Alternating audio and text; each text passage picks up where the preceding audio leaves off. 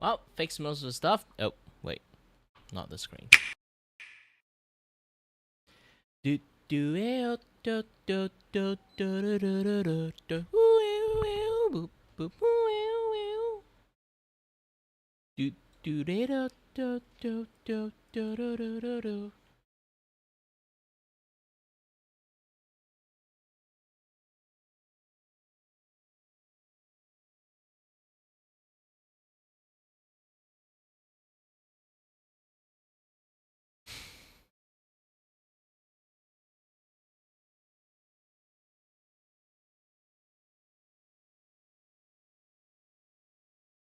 Hello, good kings.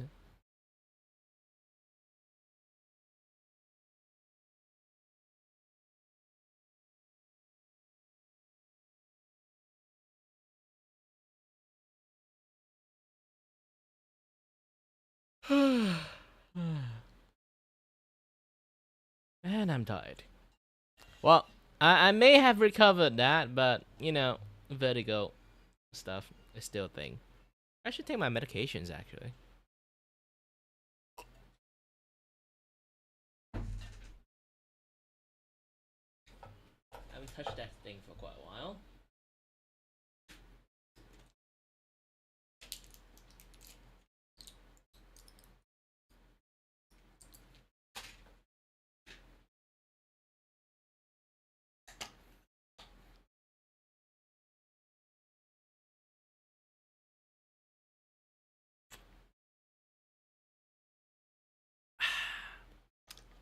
Hope I recover, maybe properly recover, like maybe like after like an hour or so. So let me waste your time for an hour.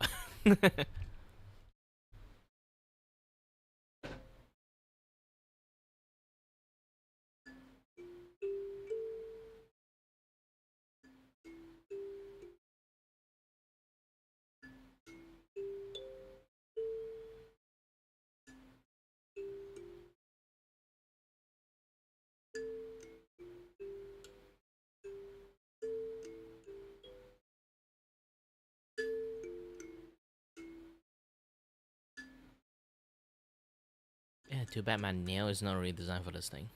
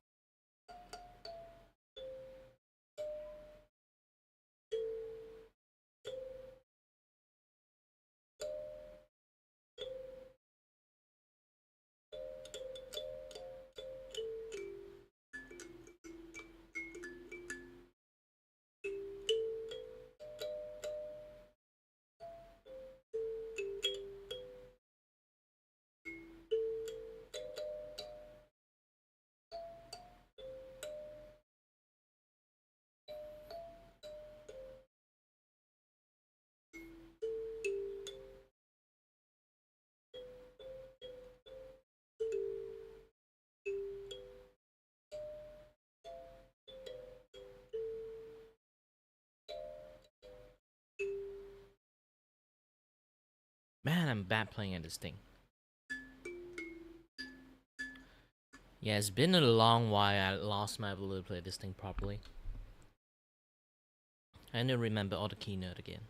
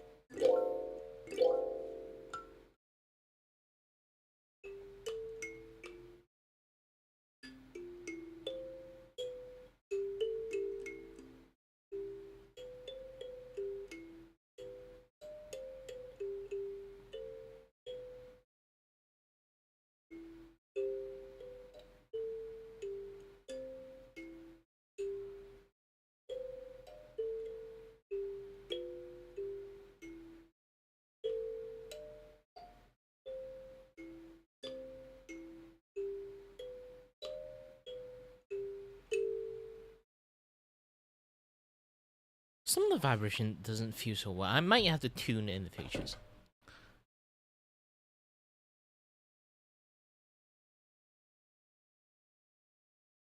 Ooh, man, everything is spinning. But yeah, yep, it's time to work. It's time to work. Alright. As you guys kind of see, when it comes to puppet animations, there's like some things that I have to like do it. I need to create a file of a hierarchy systems. While the file within those files, there's some is like animated, some is not animated. The priority list will be like from the front to the back. Imagine like a layers of like things are going to start first. You can see like hand is going to be the first layers, the books is going to be second layers. Underneath this hand, and then underneath this this like entire thing, it will be the arms, and then the bodies, and then the cape. And technically the head first, the bodies, and then the head. Maybe the head have to be go first, since like it's going to be lay on top of the bodies. So the bodies and then the cape. This is going to be the setup, and then what the thing is going to animate is the cape and the head thingy there. So yeah, it's going to take a while for me to properly like fully finish this thing, but it is a decent project to go with.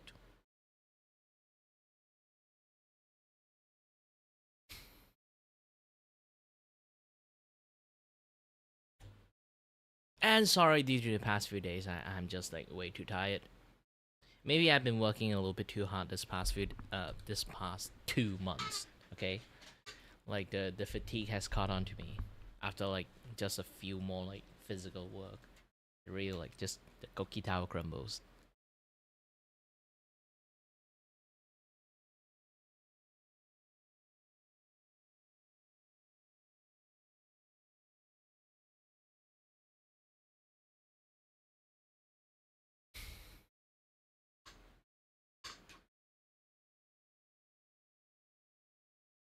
So what this is going to be shown is have a file. Let me create a file, but not going to be here. This file will be the whole body.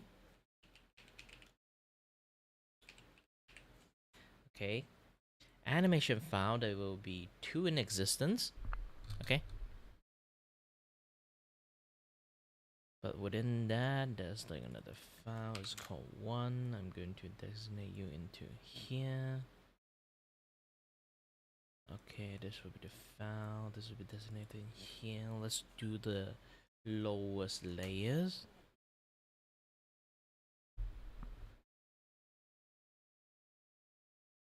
Yeah, usually I can just finish lots of things like in the day, but really like the fatigue caught onto me. Hey, I'm not a fucking printer, you know.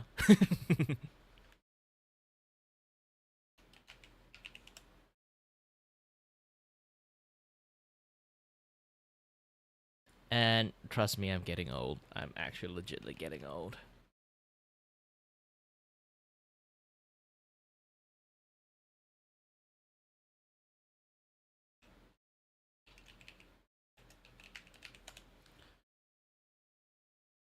So this 2 day will be, and the thing is the okay. Ed, I'm gonna go in here, and then I'm going to do another one. Is copy and paste eyes. Because to be honest, I'm more or less the person who would love to take my sweet ass time to do stuff. I know I have abnormal drawing speed, but I can't really like bank on that thing. I only have like abnormal drawing speed when I'm like super inspired. And that case is actually pretty rare.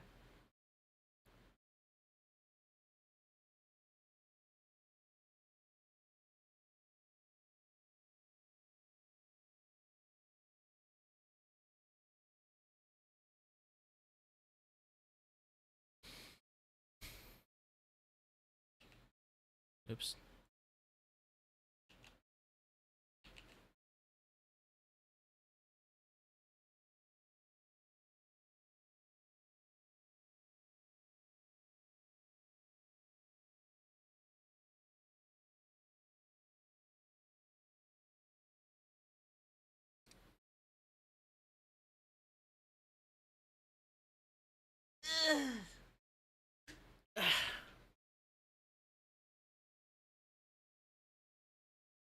Also, I have to hold back my medications a lot more lately.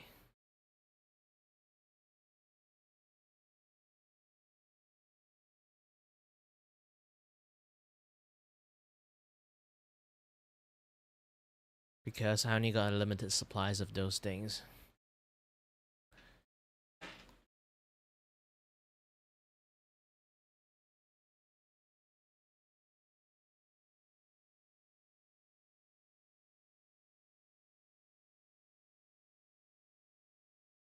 It's not I don't want to rely on it, it's just that I don't have the money to rely on it.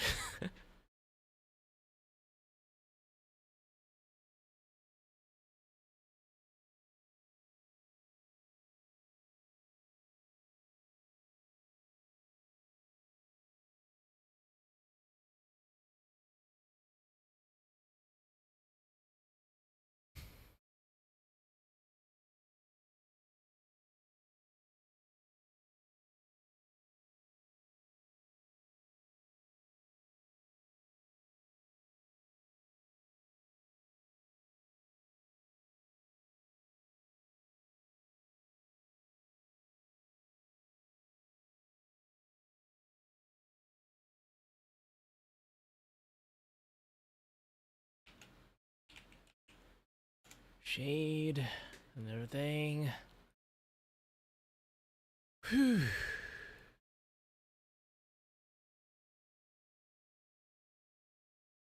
I'm getting more easy, like easily tired lately too.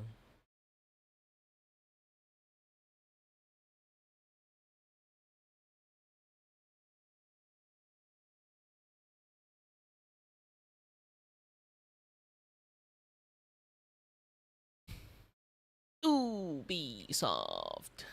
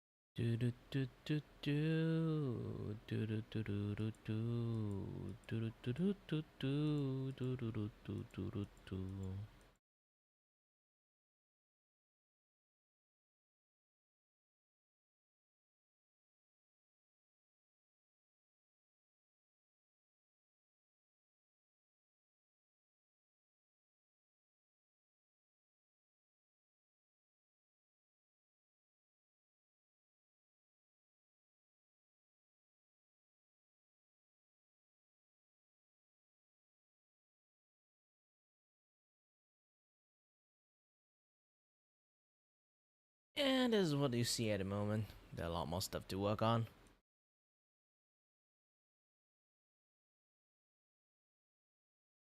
Wow, my voice is so dead, like the pop-up window didn't like pick up my voice.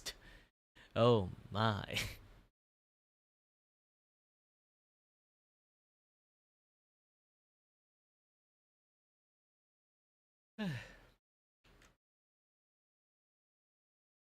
This TikTok video just ended his marriage, and because of it, the guy who's in Italy is now suing a restaurant after they filmed him on a date with his affair and posted it on TikTok. Come on.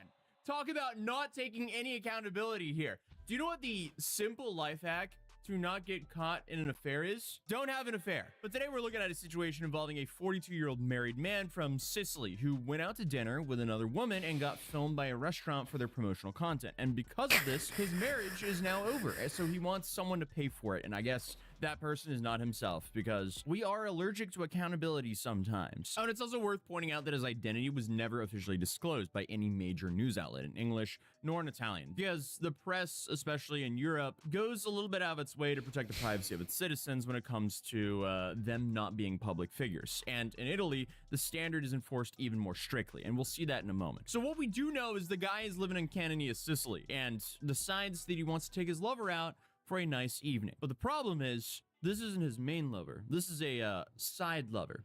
The dude is married. So I guess he makes up a cover story and decides to go with the whole, honey, I have a business dinner tonight. And then he heads out. Wow, so the classic. That was fine until the Asia classic. Meddling restaurant owners wanted to make some promotional content, because I guess what never crossed his mind was whether the restaurant might be creating content for their social media that night, because that's exactly what happened.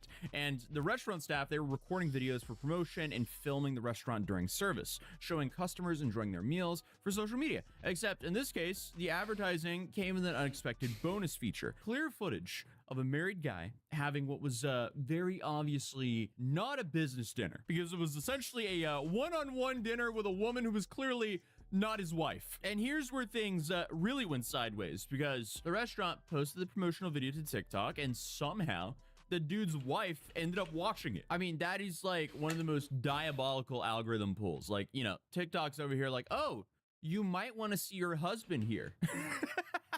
Like, imagine. According to the reports, the wife's response was pretty much what you would expect. She told him the marriage was done, packed up his stuff, and kicked him out of the house. And the whole thing apparently unraveled just like a few days after the video was uploaded. So clearly the algorithm was working on overtime here. So now, instead of, I guess, accepting that his affair got exposed and dealing with the consequences of cheating, this guy decided to sue the restaurant. And his argument was that they violated his privacy by filming him without permission and posted it online. But I feel like the question most people are asking online is, does he actually have a legitimate case here, or is it like just a cheater trying to blame someone else for his own mess? Well, both could be true at the same time, because the guy is currently being represented by Quotacons, which is a pretty well-known consumer protection organization in Italy, and they're taking this very serious. Ooh, because motherfucker. they're escalating this to Italy's National Data Protection Authority. So here you have Francesco Tanasi, who's speaking for Quotacons, and he told the media that restaurants can't just film whoever they want and blast it across social media without getting consent first. And honestly, that is fair. I don't think anyone wants to go to a restaurant and then suddenly be blasted all out on their social medias without your consent. And that goes for both ways. If you are cheating on your wife or just having a normal dinner with your family, you don't want your family blasted out on the internet. But the guy from Quotacons pointed out that posting videos of customers can lead to seriously damaging consequences for people's personal lives. And yeah, in this case, it definitely did. But honestly, it's also kind of a skill issue on his part. This is like one of the few cases where I'm not on the side of anyone involved here. I don't like that the restaurant did that, and also I'm not a fan of the guy cheating on his wife. So be in the marriage or be out of the marriage. 1 foot in, 1 foot out is just a waste of time for everyone involved. I'm not trying to sit here and be like some sort of crazy moral authority here, but having some urgency and willingness to make tough decisions, that is kind of a life hack. Make the harder decisions in your life now so your life gets easier. And so someone doesn't take that wrong. Hannah and I are still together, and we've been going on for like 9 years. So, yeah, I digress. But unlike cheating for many 9 countries, years? Italy has some seriously strict rules about using people's images without their permission, especially after the implementation of GDPR. And I guess the relevant laws here is Article 10 of the Italian Civil Code and Articles 96 and 97 of their copyright law. Basically, what they say is you can't just reproduce, display, or profit from someone's image without getting their okay first. So apparently, Italy is just a nightmare for IRL streamers. But I guess there are some situations where you don't need consent. If someone's famous enough that there's a public interest in their activities, Actually, or if their this image is really is being good. used for educational or cultural purposes, you're genuinely fine. But sitting in a restaurant cheating on your wife is apparently a no-go, or at least documenting that. And I guess the same thing goes for like if you're photographing a public event or parade or ceremony where people, you know, can reasonably expect to be captured on camera. That's fine. But the critical part of this case is that using someone's image for advertising or commercial promotion absolutely requires explicit consent. If your business is trying to make money off of someone's likeness, you need their permission in writing. And even if he appeared for less than a second, you still need his consent. So since the video was created and posted for promotional purposes, no consent was obtained, and his image was still identifiable enough to generate real consequences, you know, the end of his marriage, then the issue isn't really screen time or intent, but the commercial use of an identifiable person's image along with the damage that followed. So from a pure legal standpoint in Italy, the restaurant might actually be in trouble here. It's also worth noting that this case might actually be viewed pretty differently in the US, as American law tends to be far more permissive when it comes to filming in public or semi-public spaces, especially when someone appears incidentally in promotional content. Obviously, there are limits around the commercial use, but they're looser compared to Europe. So my understanding is as long as the person isn't a public figure being used as an endorsement, Man, and I there's haven't no calibrated reasonable my expectation of privacy, courts of the US often tablet side for a with while. businesses or It's treat starting to these have disputes some as issues. minor issues best resolved by removing the content, not by awarding damages. And this raises a very fair question. Should businesses be allowed to film customers and use that footage for profit without permission? I don't think so. I don't think that's a good idea, unless it was in a very open or public space. You know, there is a lot of nuance here, but it is interesting because the entire marketing industry is very different now. Before, you had to have like, you know, high budget commercials, you had to have the consent forms being signed and all that just to, you know, be blasted out on TV. But now you have mom and pop shops just filming for their TikTok accounts and then posting it on their TikTok, not really expecting too much. The cost of this film or the advertisement was essentially nothing, the cost of the iPhone that filmed it. So like, there's not like big budgets at play. And then often these like mom and pop restaurants, they don't have, you know, hundreds of thousands of dollars or even tens of thousands of dollars to reward someone in a lawsuit. They'll just go bankrupt. So it's very finicky. So I would definitely not be surprised if we start seeing way more lawsuits about stuff like this in the future. So I guess from the restaurant's perspective, they were just filming some harmless commercial, but that turned out to be like the main focal point of a divorce case. But the public reaction to the story has been kind of all over the place because a lot of people think the lawsuit is extremely absurd. They argue that the guy is trying to blame the restaurant for his problems that he created himself. Like, if he didn't cheat, he wouldn't be getting divorced. Obviously, there's a lot more nuance involved there. Who knows what's going on behind the scenes in that relationship? But still, yeah, you shouldn't be cheating. So then you have the other side of the internet saying, well, just because he's a bad husband doesn't mean, you know, the business can violate his privacy rights. So, I mean, yeah, like I said previously, both sides can be true here. He can be wrong for cheating, and the restaurant can be wrong for using his image without permission. But at its core, this is definitely a new age problem. This is interesting. We didn't have to deal with this stuff 50 years ago because you could technically boil it down to one single TikTok derailed someone's entire life. Now, obviously, that's oversimplifying it. Obviously, it was his decision that derailed that life as well, but hey, it is what it is. But essentially, a whole bunch of people are saying this one TikTok destroyed this guy's life. And if that's true or not, I don't know, because, I mean, obviously, his decision was involved there as well. But right now, Kodakons is pushing forward the lawsuit and considering involving Italy's privacy watchdog if the restaurant doesn't settle. And we don't have information yet about how the restaurant is responding. They might fight it, or, you know, they might settle quietly. Who knows? But one thing's for certain, in today's reality, you better be on your best behavior because you have no idea when someone's filming you with an iPhone. So I guess the best way to avoid all of this is just live authentically. Don't have some secret double life because that just sounds exhausting. But either way, if Especially you're for here, feel free to streamers. subscribe, drop a like, Everything you share this do video. See is you guys live. in the next one. Peace.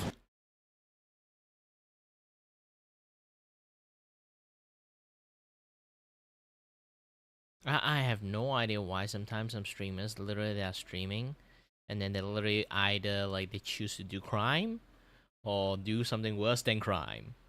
And I'd be like, dude, why?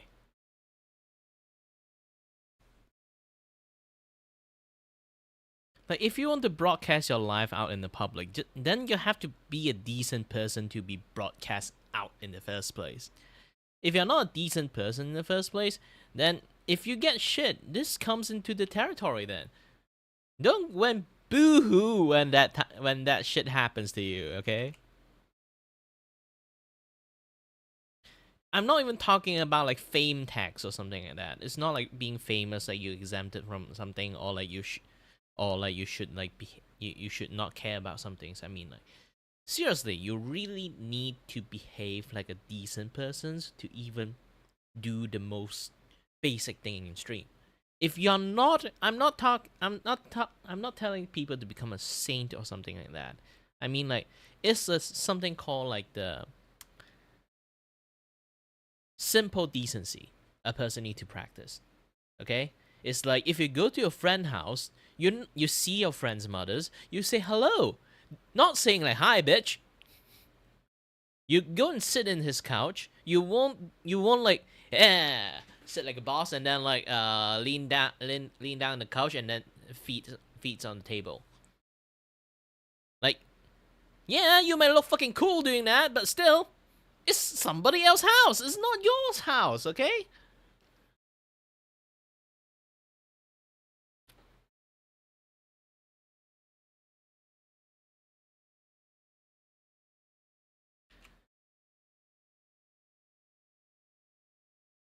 And people, when they do streaming, they really have to behave it in the way like what I just told you guys.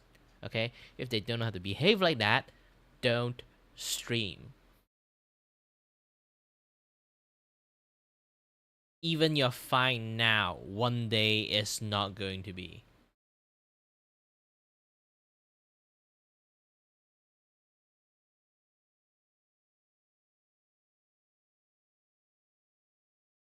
Because here's the thing, masks can only be worn for so long, okay? You can't wear a mask forever. This is why sometimes there's recently like there's a lot of like streamers or like VTubers, especially VTuber, that role play a role for a very long time. Now they all are tired, okay? Similar sense with like one of the VTuber that more or less I would say fall off a lot. That is Bowderwell. You hardly can see any of her posts anymore. Do you know why? All those like, you know, like the loose cannon like shit that she kind of like. I think I talked about it a lot time ago, so like I don't really have to like refocus too much like unless there's like a new viewer. All I can say is because she play a role, like she been like role playing a role as a dumb bitch, like literally she is trying her best to play as the dumb bimbo in the audience and viewer you know, like viewer and creator relationship. And she have gone complacent and like gone too comfortable to say dumb shit in the internet without any consequences. Forgot like consequences is a thing. And then yeah, like that shit tends to happen when you get comfortable. Like here's the thing, same with crime, okay? Same with being a criminal. Streamer is essentially have to keep their toes on 24/7. Same almost as all like entertainer does. But entertainer or YouTuber, they at least have the decency of the time to take a break in between off camera. Streamer? No, you're fucking live 24/7. It's actually much more difficult to maintain your personality, like your appearance and personality. Live, then maintain your character personality and appearance in the video, because those things are scripted. In video, it's always scripted. This is what, again, like, authenticity is a little bit on the finicky side when you are on cameras. Okay, everyone have a camera personality. And then for streaming, some people have like streaming personality too. But the problem is, streaming is something in what you call a constant thing. So you can't really, if you're not really like authenticated, like being yourself always, you're going to have a hard time if you wear a mask. It's a super fucking tiring job. Try to think like you have to play acting 24/7, not being yourself. Man, it's a fucking nightmare just think about it. This is why when I wrote Kirei characters, I essentially say I am the voice actors, that I hold the right to be 60% of being myself, while 40% is still Kirei. That's the thing.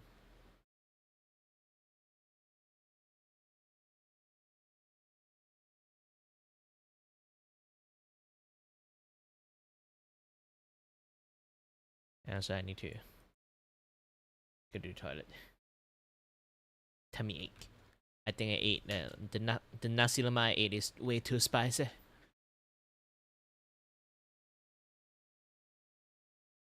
I'm fine. Like my mouth like can handle it, but I'm fucking old already, so like my tummy can't handle it.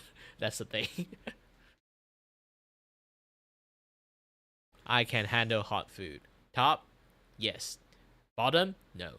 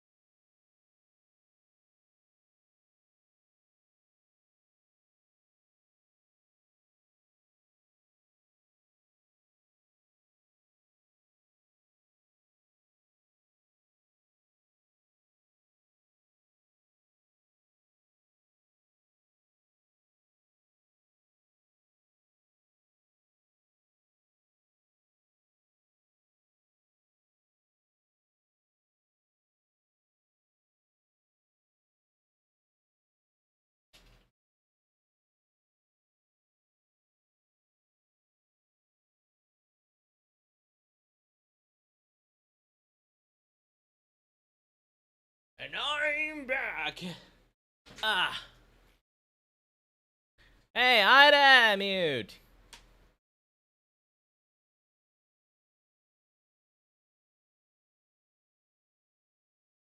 Yeah, most likely mute is like half dead on her bed, and then like don't know what to do.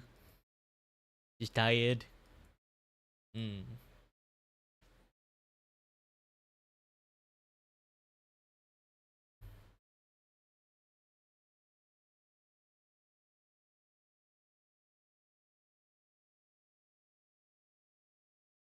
Ah.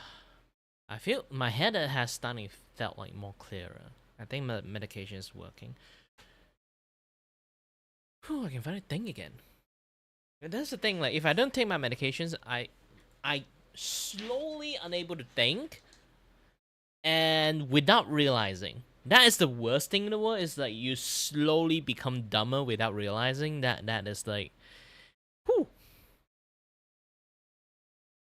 It's like boiling the frog thingy, the thingy thing.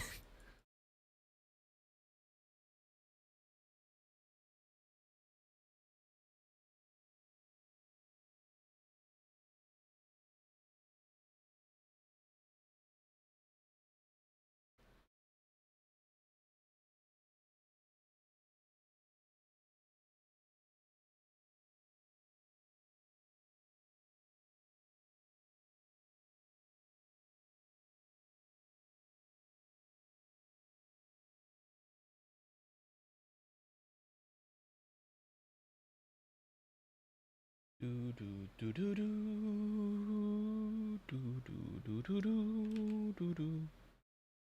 Do do do do do do do do do do do do do.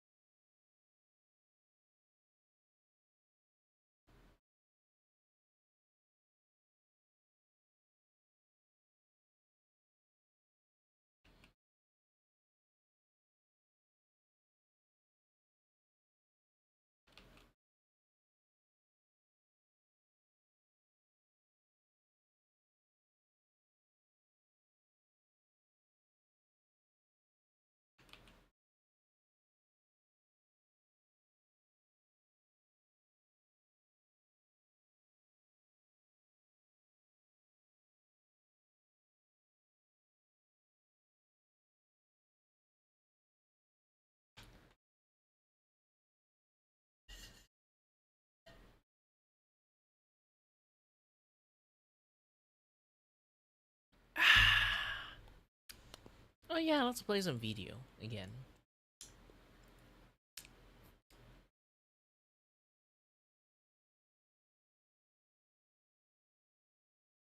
I am Riley, Prince of Tech News and defender of the secrets of Castle Grayskull. At least that's what the note on the door said when I moved into my new place. The previous owners left a big honking sword in the living room. It was weird. YouTube CEO Neil Mohan just announced that creators will soon be able to generate shorts using their own AI likeness. This is great news for all the YouTubers out there who can't be bothered to speak into a camera and read off a teleprompter 3 times a week while a team of writers does all the hard work. Hey! This comes just weeks after a study found that 21% of videos shown to new YouTube users are AI generated, which was followed closely by YouTube rolling out a feature allowing users to filter shorts out from their search results. Because I don't know if you've seen YouTube Shorts lately, but there's a lot of AI in there. But now, YouTube is handing creators the tools to make even more AI content. YouTube justified the move by saying that they're actively building systems to reduce the spread of low-quality AI content, while simultaneously giving everyone a quality slop machine. YouTube only wants you sipping and slurping that primo slop. The kind of slop that you can take home to mom. They're kind of walking the infication tightrope here, but hey, shorts are pulling 200 billion daily views. Gotta keep those teens scrolling, or the money might stop rolling. We don't want that. A credit card skimmer has been found embedded directly into the checkout page of the Canada Computers website. While browsing with DevTools open, Redditor ExtensionFly1044 spotted a hidden script siphoning names, addresses, and card numbers to a third-party server in real time, which would usually require a server-side compromise. This means the breach likely sat undetected for weeks, with people noticing weird changes as far back as early December. Canada Computers hasn't commented yet, and reports have been made to different anti-fraud groups, so if you did buy from their webpage recently, it may be worth checking your credit card statements. But what's worse, being ripped off by a legitimate website, or having your grandma call you and ask you to sign up for a multi-level marketing scheme? Widely used authentication service Okta recently suffered a string of vishing, the voice version of phishing, attacks this week where attackers impersonate IT support, walk employees through fake login pages, and then steal SSO credentials in real time. These attacks have been linked to the group Shiny Hunters, who reportedly took responsibility for related extortion attempts. Even Google security researchers are openly warning that AI-powered cyber attack kits are pretty much inevitable at this point. I think the only logical response to this will be to arm ourselves with iambic pentameter and use adversarial poetry to hack the hackers back. Call that a jack attack. Mac talking smack? Eat some shellac. Every robot within 20 miles just passed out. Tesla has announced they are discontinuing autopilot. Did I just suddenly a feature hear that like combined the Sims adaptive language cruise out of control nowhere? and lane assist, and came standard with every Tesla vehicle. Now, every Tesla that doesn't already require you to pay for the more advanced full self-driving feature will come with cruise control, but not auto steer, which is Tesla's marketing term for lane assist, the standard safety tech included in economy cars that cost half as much as a Tesla. If Model 3, Model Y, or Cybertruck owners want that, then they have to pay for an $8,000 full self-driving subscription, at least until February 14th. After that, FSD will only be available through a $99 a month subscription bullshit that Elon says will definitely go up in the future. Happy Valentine's. But guys, you're gonna want FSD anyways. It's good now. A Tesla Model S just completed the first zero intervention cannonball run from LA to NYC. 3,081 miles in 58 hours using FSD for all of it. Sure, the National Highway and Traffic Safety Administration opened an investigation in October after reports of Teslas running red lights and driving into oncoming traffic, but they're just behind. FSD is super good now. Otherwise, Tesla wouldn't be launching unsupervised robotaxis in Austin, which are still being followed by chase vehicles. So they're not leaving the taxis unsupervised so much as they're enforcing the principles of free-range parenting, which ensures autonomy while staying close enough in case a taxi needs emotional support or tries to kill a pedestrian. Meanwhile, driverless taxi competitor Waymo is already operating fully. Well, here's the thing. When you want a driverless vehicle exist, okay, mean like full-on autopilot vehicle, it's not like it's not possible, but you have to have one thing. You have to unify the entire road systems. When I say unify the entire road system, I mean like everyone have to use it. So all cars can communicate with each other, so they won't crash into each other. When you have manual driver and like auto driver at the same times, it's just not going to work. And there will always be manual driver, and there will always be auto driver, and they will always crash into each other because they didn't communicate well. Computers cannot predict human movement.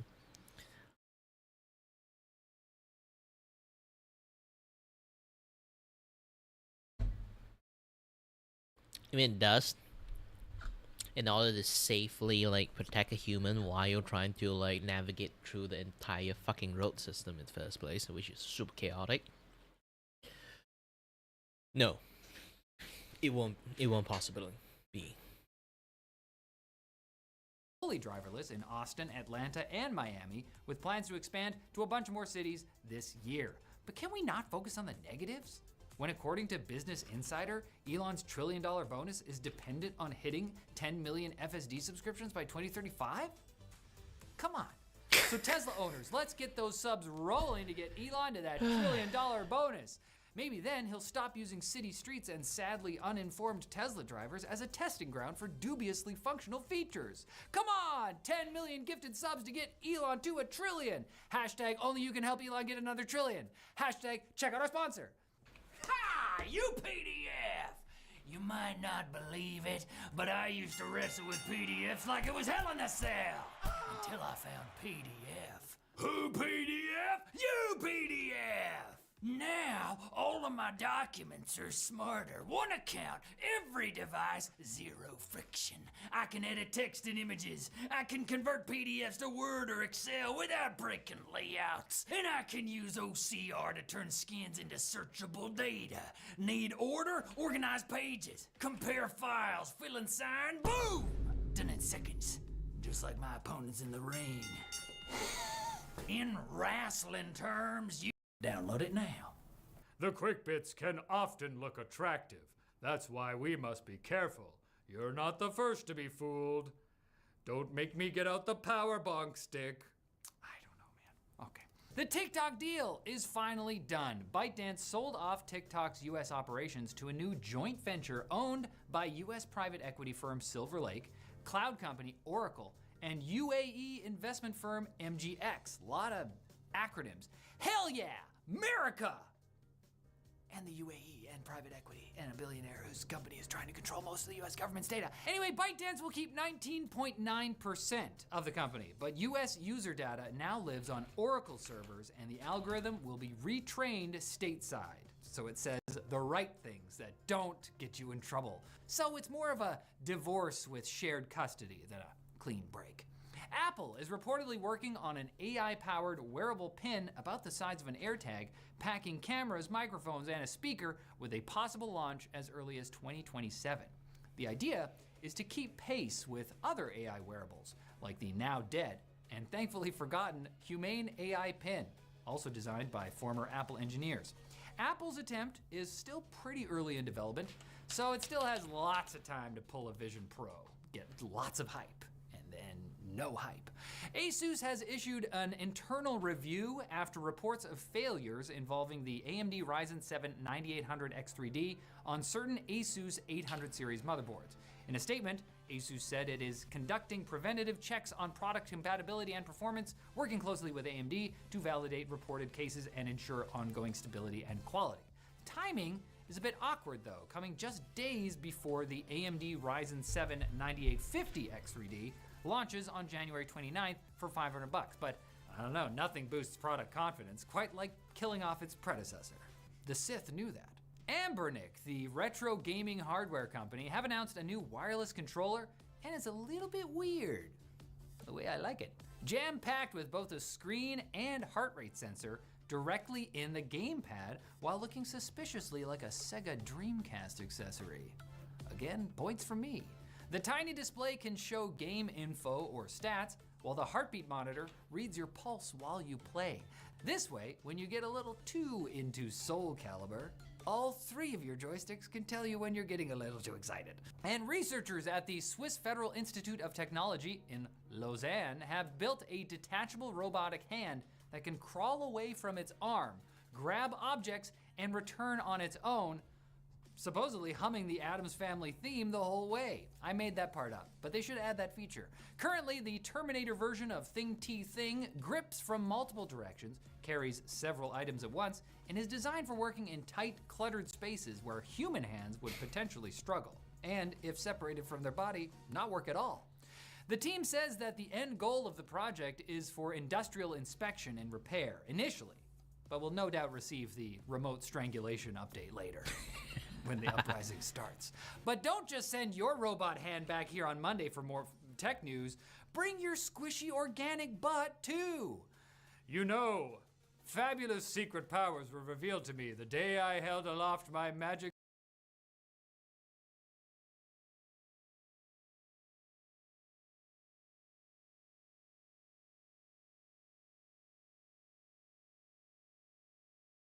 Oh no. I'll Sony! forewarn What you, have you this is done all going to get again? really silly, and what Sony's doing is, yeah, a bit weird. So, here's the deal. Sometimes you play a game and you just can't beat it. You can't get good. It's a skill issue. Now, there's always been a solution to that. Handing the controller to family and friends who maybe can do what I heard about it before. Didn't they apply that thing like long ass time ago? Or they now actually apply for it? I know they applied a patent for this kind of things exist. you can't. But now Sony wants to do something really important. Take those people out of the goddamn equation. Because what if you could just select a menu option and hand control of your video game over to an AI? Yeah, they're doing another generative AI in your video games thing. And this Don't touch my allegedly fucking will be game. capable of playing games better than you. So not only is there the AI in gaming discussion we've been having, there's this version of AI in gaming, because all that I want to do is buy a game for full price and then have my PlayStation play the game for me, which I suppose is a smart reframing of the brand PlayStation. Okay, let's get into it. The patent. So, there's a newly released patent. It is called WO2025080 356, and it was spotted by VGC whenever it was published a few weeks back at the World Intellectual Property Organization. Exciting stuff. Now, it was filed in September 2024, and it reveals a proposed accessibility feature for PlayStation systems, though it's The fuck you buy a game to play for? Like, it's like, just to make it the most like organic way to see things, like the most simplest way. Do you know how game is made? Game back in the days is come from board games. People use their imaginations. They, playing chess, using strategy, your own skills against the other people. You're playing football, physical capability, all those type of things is also called games. What happened when you buy a chessboard, and then the chessboard, when you kind of hit a snag with your opponent, your chessboard would take over itself and do the chess game for you.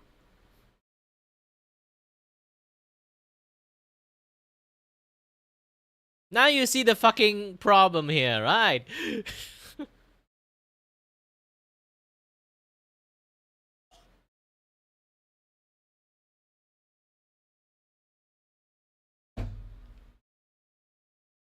This is the most stupidest mechanic people apply for the sake of accessibilities. If you're too dumb to play a game, then don't play. Watch other people play. You are going to watch other people play anyway if you have skill issues, okay? This is why people like playing game on streams, because here's the thing. Actually, not a lot of people are good at gaming, and then they want to see like the ending of the game or the process of the game, but they can't play the game because they're shit at the game. You get that, right?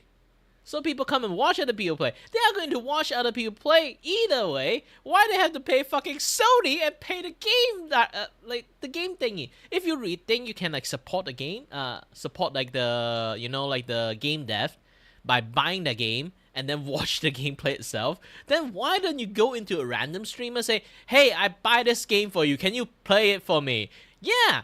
If someone actually do buy the game for me, I will definitely fucking play the game for them.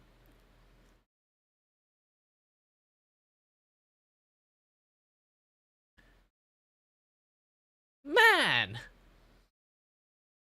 Sony is trying to cut out the middleman. They want to cut out us. Motherfucker, those. actually based on a 2023 patent for a similar idea. Now, WIPO is a first step for patents. What they do is they run international checks to determine whether there's an existing patent that you may be infringing with your new idea. Sony haven't been granted this patent yet in any territory, but they clearly think it's worth pursuing. So let's dive into what it is.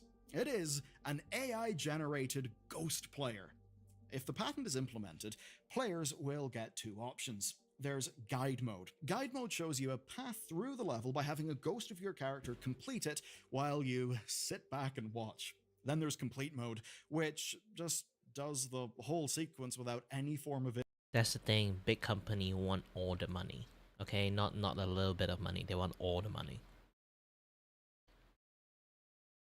They say like fuck you piracy and then add a shit tons of DRM to like make the performance of the game like really shitty.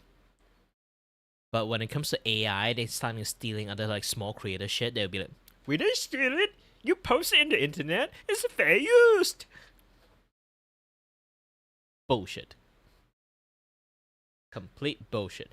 Do you know why I actually do not have any defense against like AI, like generative AI stuff? Like people will steal your data and then put it in AI thingy, because you cannot defend from that shit. Imagine, here's the thing. No matter how protective I am, I put licensing, I put copyright and all those kind of stuff, okay? AI is the worst pirate in the world. Like, try to think. Human, they can pirate shit, but they're also like half of the human that are not really good with computers. They can't pirate that shit. So they at the end, they were just like, it's too much work, I'll just buy the game. A lot more people does that shit, okay? Then, like, other thing. AI, no, they can just siphon the goshing data without any issues. And that's the issues. They are way more efficient at pirating than normal human does.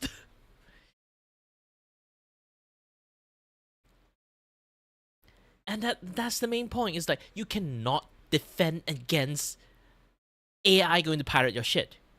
If you are writers, okay, you have a publishers that help you detect like shit, like the people like you copy and paste like your book and then just change the name. Like you try your best to kind of like copyright your copywriting. Yes, it's called copywriting. The things that is like we do writing for, and the problem is, this is AI. They can pirate it in the most bizarre way. Okay? Imagine your book, you wrote a storybook, and then the storybook is like very famous. Some people translate the snippets, like fan translation of it. Now it's out in the domain. AI can just copy it and then retranslate it back. They got a legitimate domain copy, or public domain copy now. It's not their fault. They're not pirating. Essentially they are, but still, they're not pirating. This is a fan-made translation. We just retranslate back. Or when you try to do something, is like imagine again, your books is really famous. Now everyone is discussing the book like bits and part about the story. It's like, hey, do you know this chapter one that this guy does this? Like this particular paragraph they do this and that. Like, can someone explain to me or something like that? Or like there's a plot hole they want to like discuss, or like some things they want to like think about, like discuss about like the future of the chapters. Yeah, those things are literally outside like the public domain and stuff, in people forums, this and that, other stuff. Again, we do not have any like protection. Like those forum and stuff do not have any protection against AI. AI can just like scoop out everything without a care. So in many other way, again, AI being AI, they can just piece all the puzzle together and then turn it back into your original novel that you just wrote. And then they would say, we didn't do any copyright shit. We didn't steal your novel.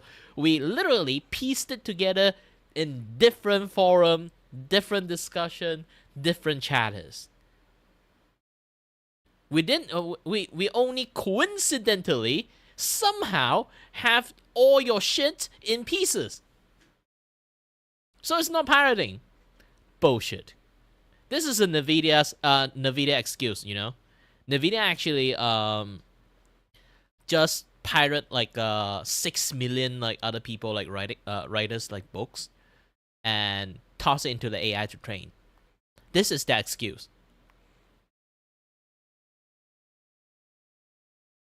This is their fucking excuse. And when it comes to art, okay, people can say like, I can add like some like special data into the art piece so the AI cannot like steal it. Even they steal it, it will be like, you know, what they call a poison artwork. So they have like some sort of like data. That's like in a very famous history of like, depends on the spectrum of the colors, okay? They are that one spectrum that exists. The computer cannot process at the moment, even right now. So they like put that kind of like things into like the computers. Don't worry, it doesn't really display it out. The problem is like when computers read it, they can't actually like process it. So this is what we call like a nightshade or like oil something that kind of like poison the like entire art piece itself. It doesn't harm other computers, but when computers try to read that thing in detail, they can't see jack shit. It's like some sort of securities, but you know what? Screenshot exists. They can just take it that way. But either way, I don't give a shit about it. And the problem is because even I have the thing on, okay? Even I have that thing on. What happened when someone commissioned me to do an artwork? I give it to him. He didn't apply those shit and then post it out. What happened if he posts that art out? Someone loved it so much, they right click, saved it, and then use it as their wallpaper too, because they are their fans. And then Microsoft Copilot, if you guys don't know, the reason why Windows 11 is always so laggy if you don't delete Copilot is because that thing will constantly taking screenshot every 5 seconds on your screen. So it basically took the data. We have no idea how they are going to do the data. Obviously, they are going to sell it. So they definitely, that wallpaper, that person's that copy it, is definitely going to get screenshot by Windows 11. Some people might debloat that Windows 11, but some people definitely didn't. So it's going to obviously, again, leak out into the database. Let AI going to take a look at it. You literally have zero defense from it. The defense you have is literally, figuratively, useless. The moment you touch your internet, your privacy or your data is out there. It's just you have to see like who is the highest bidder and then who is going to like get you. Just that simple. All you have to do, the only thing you can do is trust the security systems of the individual entity themselves. We small people, we literally have zero security on ourselves. Even if we have, those are just illusion salesmen, snake oil salesmen. Yes, it actually definitely does work, but in what kind of magnitude? That is just word itself being fucking shitty. AI really screwed the pooch. AI itself is the AI right now, the ChatGPT stuff, it is the master pirate. Okay? We all pirate have to bow down to gosh dang fucking AI. But while we do the pirating stuff, big company gonna waggle the fingers and no, you can't pirate our stuff. We lose a lots of money on that thing. But when they actually can pirate everyone's stuff and then they can earn a lot of money on it, they'll be like, yes, piracy is good. But you don't know. Not you. No. Me though.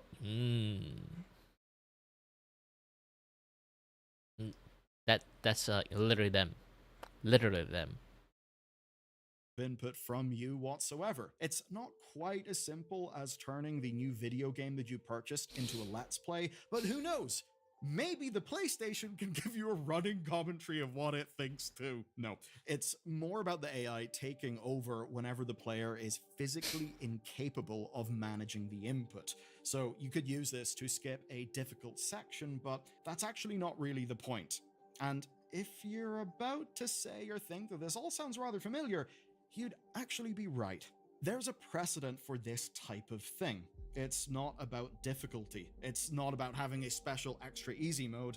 Rather, it's about accessibility and giving people options. And the PS5 generation in particular has seen PlayStation really step up with their accessibility efforts, hardware and software alike, which means that not playing the game is kind of already around in the form of having like literal puzzle skips in some of the first party titles. So in theory, this new system is essentially better because it still would show the player how the puzzle would be completed, even if they're unable to do the puzzle themselves. And then there's ghost characters. Those are obviously nothing new. Everyone who's played a racing game understands that a ghost car can run the track perfectly. And then there's the Wii and DS Mario platformers that had the Super Guide, which would just show you how to play the level perfectly. So with all that in mind then, you're probably thinking, number one, how the hell would this patent ever be granted? Because surely prior art arguments would completely undermine it. And actually, that does come up in the WIPO's check on the viability of the patent. And that's because you can't patent game mechanics or a pure mathematical expression. What you can patent, though, is a technical implementation of those things. And that is where the AI of it all comes into today's story. And it's where Sony hopes they can force a wedge. So how does the AI come into this? Well, previously I gave two examples of fixed paths, where in racing games and 2D platformers, you've got a golden path that reaches the end that's essentially pre-programmed. Do you know what doesn't have that? Spider-Man 2. The Last of Us Part 2. PlayStation's big-budget cinematic games are often linear, but they're not about precision platforming or following a perfect racing line. So the proposal here is that they do an underlying AI model that basically powers the Ghost, and that would be capable of understanding the specific... Where do those AI data come from? From every players. Wasting our time that we cannot connect to the internet. We cannot play a single player game. Fuck you!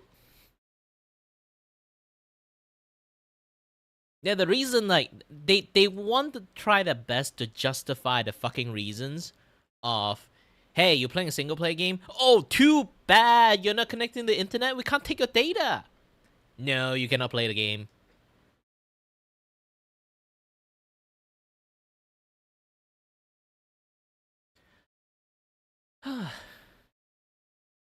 environment and resources available to the player and then act accordingly. So basically, it's not just following a predetermined path. It can analyze the situation, know where to go to get resources, how to craft enough gear to take on a boss, and then even to, I guess, fight and kill that boss. So put simply, the fidelity of what the Ghost is capable of is what this patent is built on, and that is what comes from the AI model. Now, in a way, all of this could sound promising enough as an accessibility feature, but you may be wondering, how does it learn to play the video game?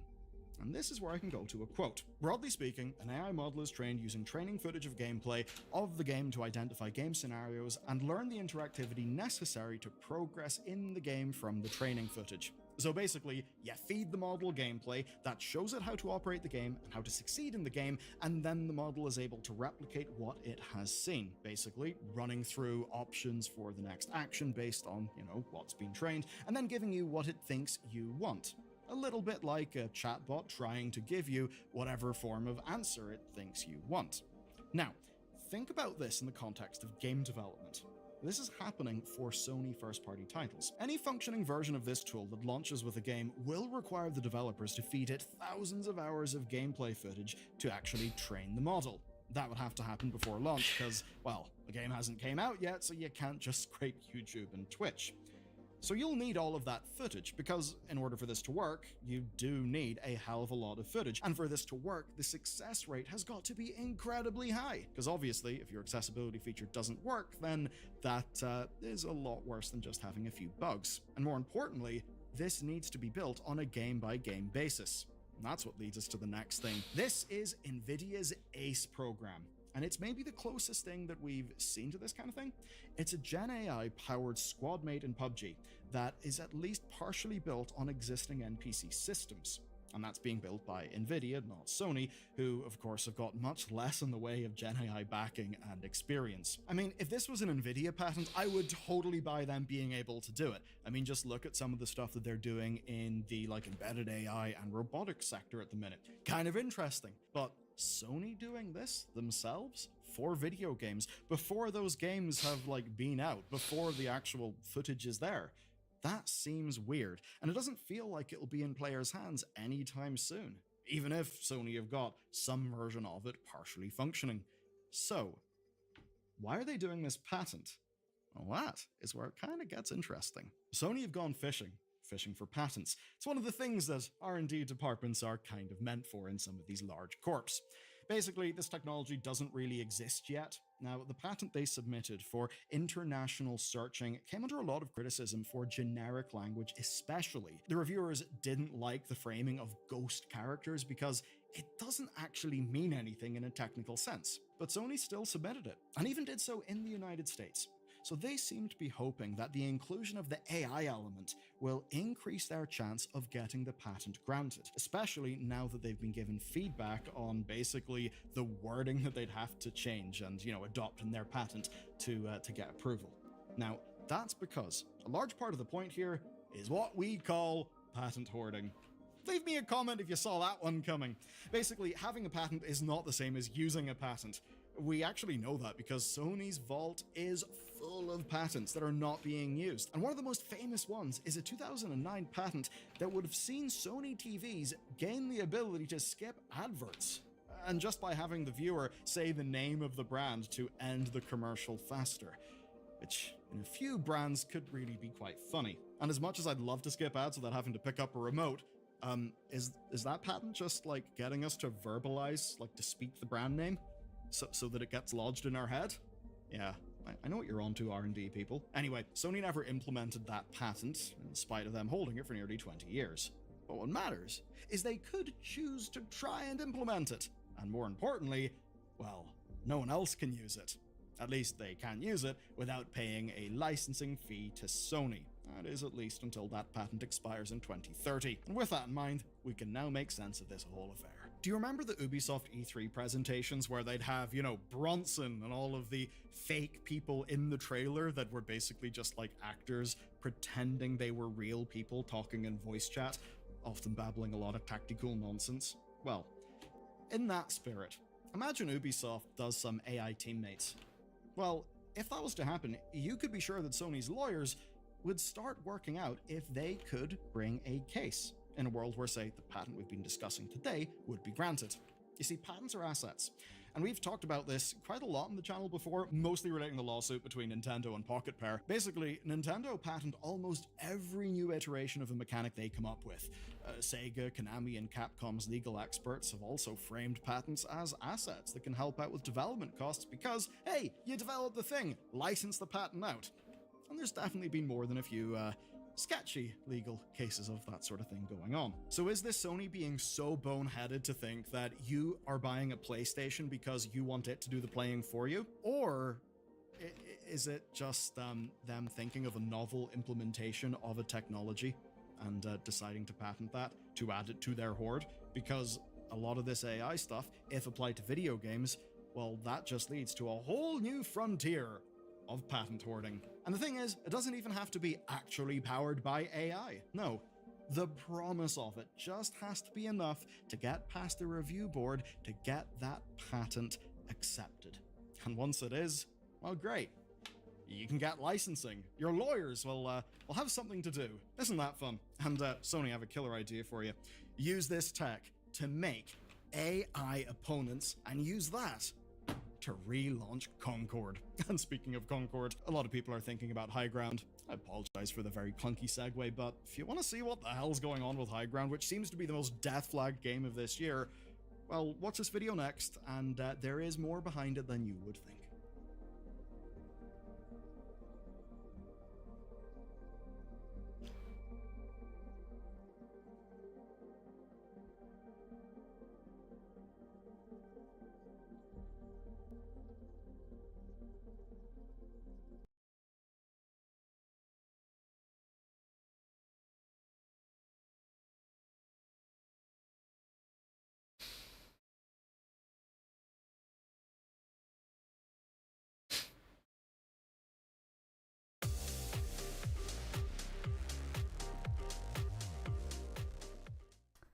Wow!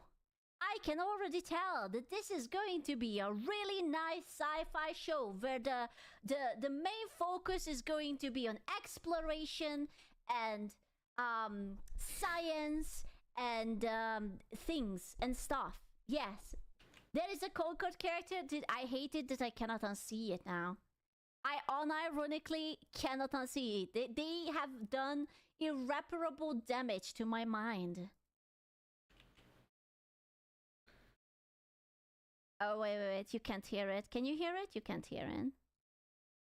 I did not see it. You should be on. Okay, there you go. Nope, sorry.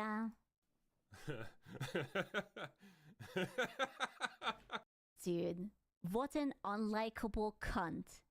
Fuck.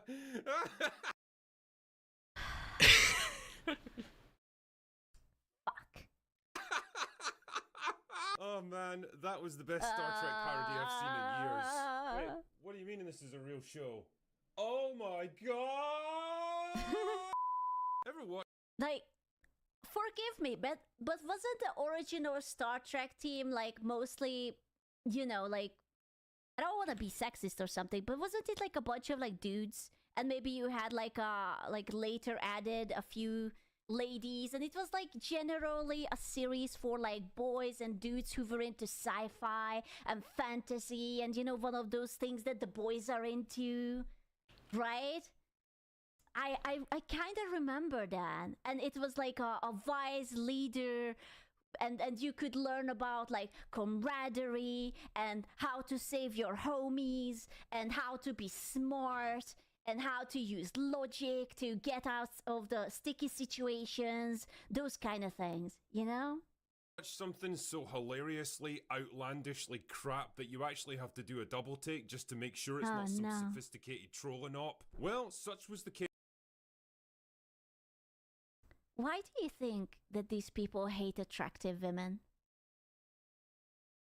And mind you, I'm not saying that these ladies are ugly. It's just they are styled in a certain way that will make them not look like hot, you know? Can we see pictures of the creators? I don't want to put up a trigger warning. With the first episode of Starfleet Academy. Wait, I'm sorry. Is that just like a fucking normal glasses? Like it's like a fucking Ray-Ban or something? Like Star Trek universe has like, or like what is the smart glasses that you can record with right now?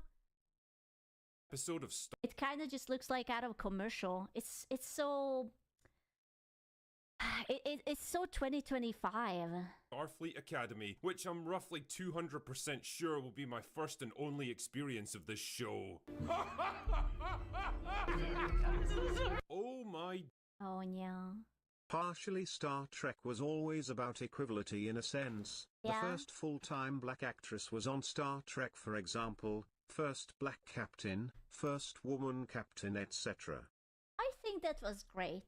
But now it's, you know how it starts, like they are like at first it's like let's put the lady in, and I think that's really cool, especially it's well written. And then they will start to like kick out the dudes. And it's not a story for dudes anymore. It's a story for Karens, except the Karens don't care. They just want to talk about it, but they don't want to watch it. You know? Crazy how they could do it genuinely back then, but not now. Days. I knew it was going to be bad, but even I didn't expect it to be this bad. Part of me even I do kind of like the robots though. They look very silly. thought the trailers might be a clever little bait and switch. So shiny. Deliberately setting expectations lower than the Grand Canyon, only to pull off a sudden. Wait, no, I like that actor. Oh no, they got my boy. Oh no, don't put him into. I like this actor. I don't know what his name is, but he's like in every sci-fi TV show ever. Don't humiliate my boy, please. No, Roberto Picardo. I love him so much. He's in basically everything I adore. Grand Canyon, only to pull off a sudden transition into serious, thoughtful, high-quality Star Trek Roberto. adventure. Illogical! Illogical! Oh, drinker, you foolish optimist, you. Sometimes a spade really is just. Can I just say that the CGI is going to... it's worse and worse. Is this AI? Is this CGI? Why is it so bad? What am I Bad looking CG!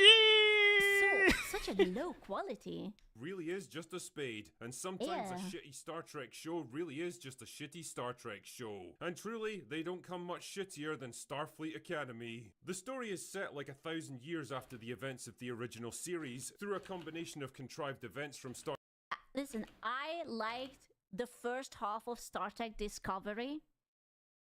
I didn't even mind anything weird. I liked the first half of it. Like, it was the first season's first half, and then they just, like, suddenly changed everything about it. And I was like, what? Now it's not fun. Now it's fucking annoying.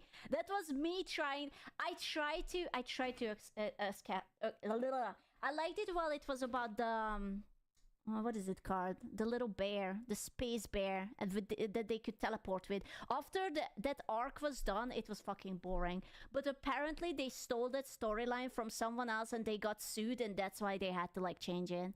And I was like, oh, that makes sense. Yeah, the tardigrade. That was a good storyline. Star Trek Discovery that I absolutely don't have. Was Discovery of Jason Isaac? I love Jason Isaac. He's so bangable. The time or the mental energy to talk about. The high level view though is that an event called the Burn disabled warp travel throughout the galaxy, causing the Federation to collapse and leaving individual planets and star systems to fend for themselves. And if this all sounds a bit like the Age of Strife from Warhammer 40k, then congratulations, you now know just as much about writing as these fucking hacks. Anyway, things are finally getting back on track now and the Federation is starting to rebuild itself. It's such a weird... Am I tripping or is it look bad? It's so weird, like so... I don't like the CGI. What is wrong with the CGI? With Starfleet leading the way. So plasticky. Only now there's basically two versions of... Right, you're so right. It does look like a stock footage. I was trying to find something to compare it to. It's generic stock footage .mp4. That's what I... Like, if you would tell me that, hey... What is this from? Maybe other than this tiny logo that like, okay, that's Star Trek. Other than that, nothing would tell me that this is Star Trek. In the way. Only now there's basically two versions of Starfleet. Starfleet Academy that's all about peace. Where are the boys? There is like 50 shades of females here. Where are the boys? What is Ariana Grande doing here? What the fuck? There's like Gamora, Ariana Grande, and Lizzo going to Star Trek? Bro, are they going to sing a song too? Jesus Christ, that reminds me. But in the Resident Evil TV shows, they made the chicks sing. That was really weird. Full exploration and diplomacy like in the old days, and the War College, which is... Well, I think you can figure that out for yourself. Anyway, the show centers around... Basically, Star Trek Vampire Diary. Rebellious hunk with a dark past, but a heart... He's hot, I will accept it. But sadly, no hot women. Of gold, who brings trouble with him everywhere he goes, but man, the ladies can't resist. Fair enough. He got separated from his mother 15 years earlier after they enlisted the help of Paul Giamatti to steal supplies and promptly... I need a hot female in this. If there is... This is my score. If there is a hot man, but there's no hot female, it's woke. And I don't want it. Man, it is a shame that Star Trek became some generic stuff. I am not a big fan of Star Trek, but older Star Trek will be superior than new Star Trek.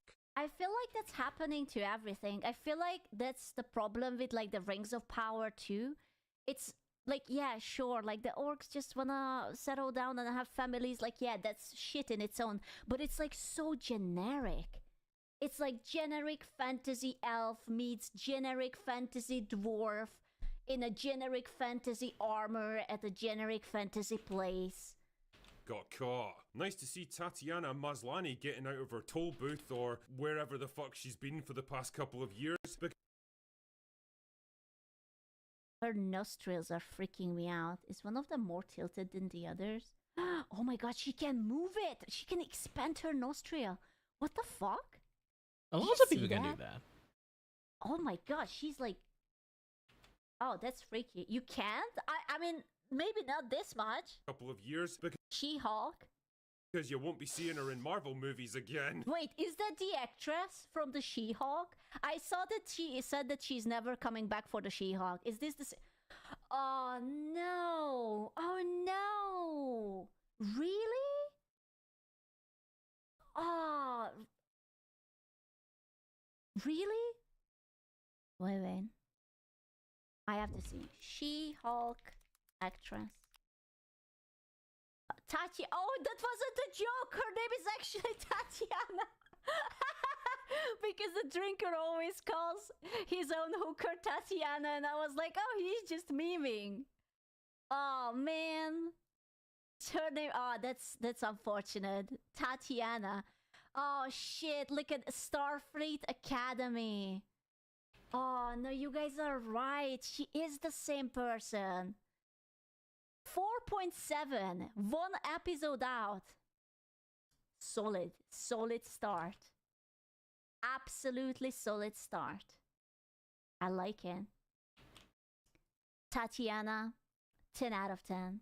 Wherever the fuck she's been for the past couple of years, because you won't be seeing her in Marvel movies again. Out of 5 or 10? Out of 10. It's out of 10.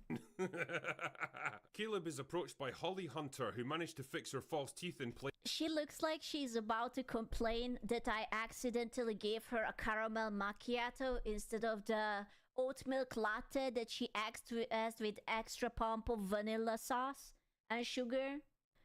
But that's fine. Long enough to put his mum in prison 15 years earlier with a sweet little offer. Join Starfleet Academy and she'll help him to find his mother again. She wants her Starbucks back. Oh my god. Why is her hair so frizzy? Like, listen, I'm a blonde too, but why is her hair so frizzy? Jesus Christ. Wait, what? You understand that Starfleet Academy is supposed to be reserved for... Dude, at least this woman was hot. Look at her. She was hot. Where are the hot chicks of Star Trek? Hello? Academy is supposed to be reserved for the best of the best, right? The officer... DEI had I know. eliminate all of them. This is disgusting. All men want him. This is it. Your ideal. Beautiful. This sexy man. It's peak man. I swear to God, this man was bald since he was like 30. He logged in. He didn't age anything. Sexy. Perfection. Yeah, look at those veins. Damn. Best, right? The officer class. The cut above. Good. The kind of Stop people who dusting on command that. I swear to God, I know. Listen, I know that this looks shit, but if you've put After Wait, I'm effects old man onto now. it, Hey, it would look keep better than the dusting for current old man. CGI. I swear to God, you just need like some little blur, a little bit of bloom, boom. Starships when they graduate. Why the fuck would they accept a convicted criminal with a long history of escape attempts and violent behavior? And even if they did, surely he's just gonna bail them. Bro, he has the Bane mask. He's about to ask you if you're not entertained or something. Are you not Well, with entertained? a 4.7 score on IMDb, I guess we are not entertained. The moment he finds his mother again, and all the time. Why does it look like Star Wars? Because now every sci-fi is generic slop. It's like, wow, neon lights. Because future goes brrr. That's why. Human resources put into training him would have been Yep, completely wasted. even Doctor Who landed in that trap.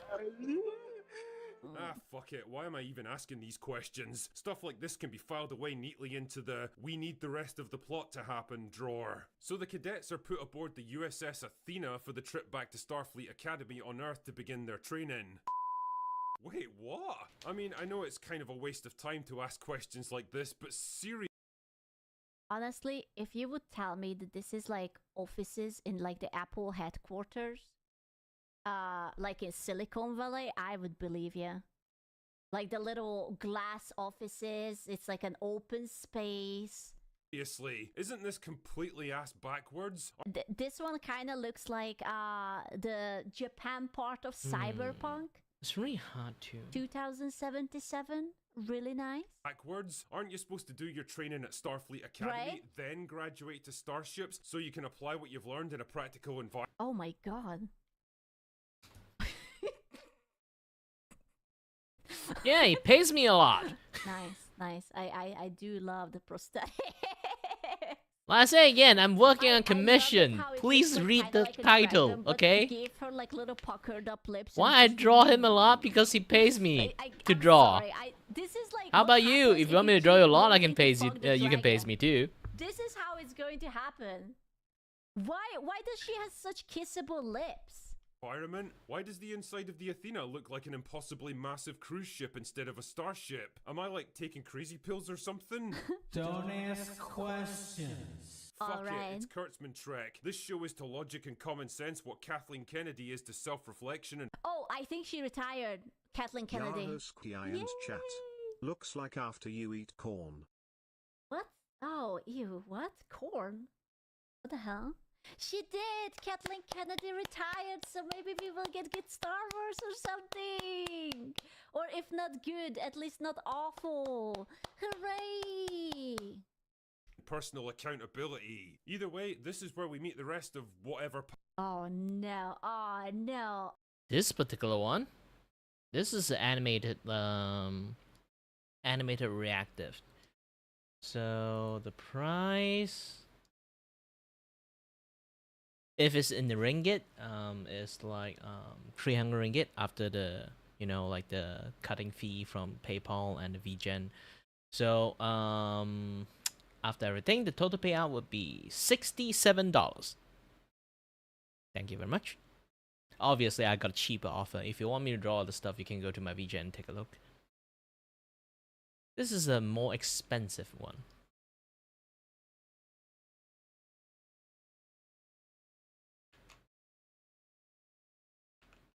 Because it's animations. If animation is not expensive, this is like complete fraud.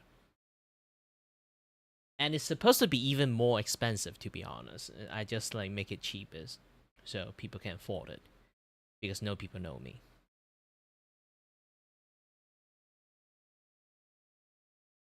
Oh no! The ultimate Karen hair! It's not only a bob cut, but it's also kinda blue, but it's also asymmetrical.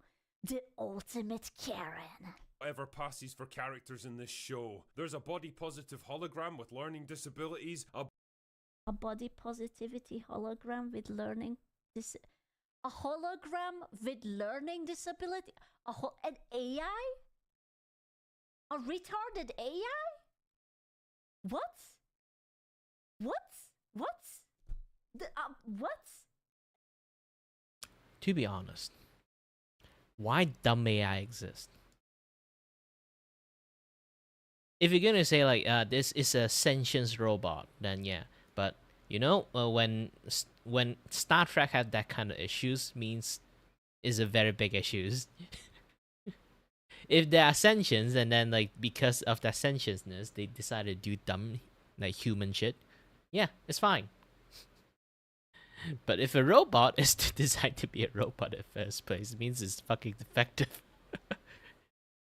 You're a ship AI. Do what ship do. Duh.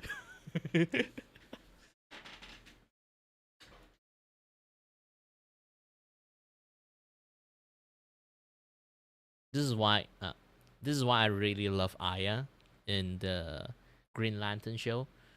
Even though she started slowly having more and more sentience and like develop like human emotions, she's still at the end a robot. She still can do robot shit when she wanted to, and she always did that until emotion get it. But still, at the end, like you can see the human side on her while she's still doing her task as an AI.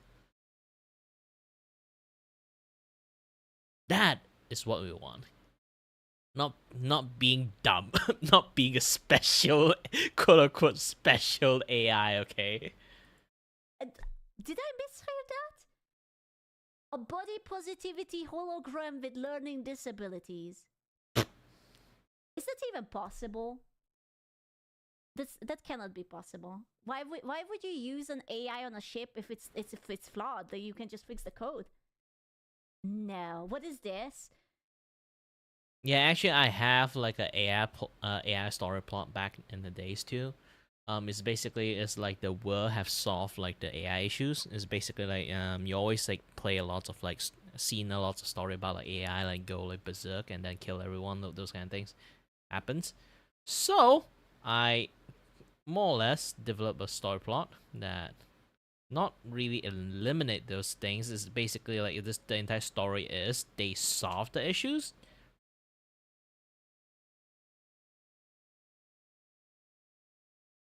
And how did they solve the issues? Is basically they changed the thing into like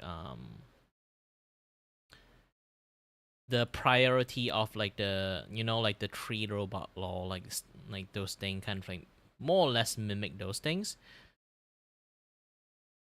but it's like they set it like they take enjoyment, they program it the robot actually enjoy serving human. Yeah, I know it have a lot of moral implications into things, but still, hear me out. Like how they are like set up with like the things they do is basically it's like they change like the method of like how the AI can think. Basically, they actually are literally built for servitude. Okay, and it works, and the AI actually like help out human a lot, this and that other stuff, and then like AI become like a very very like common thing. So they separate while the primary is to help human, okay, take care of human instead of say protect human.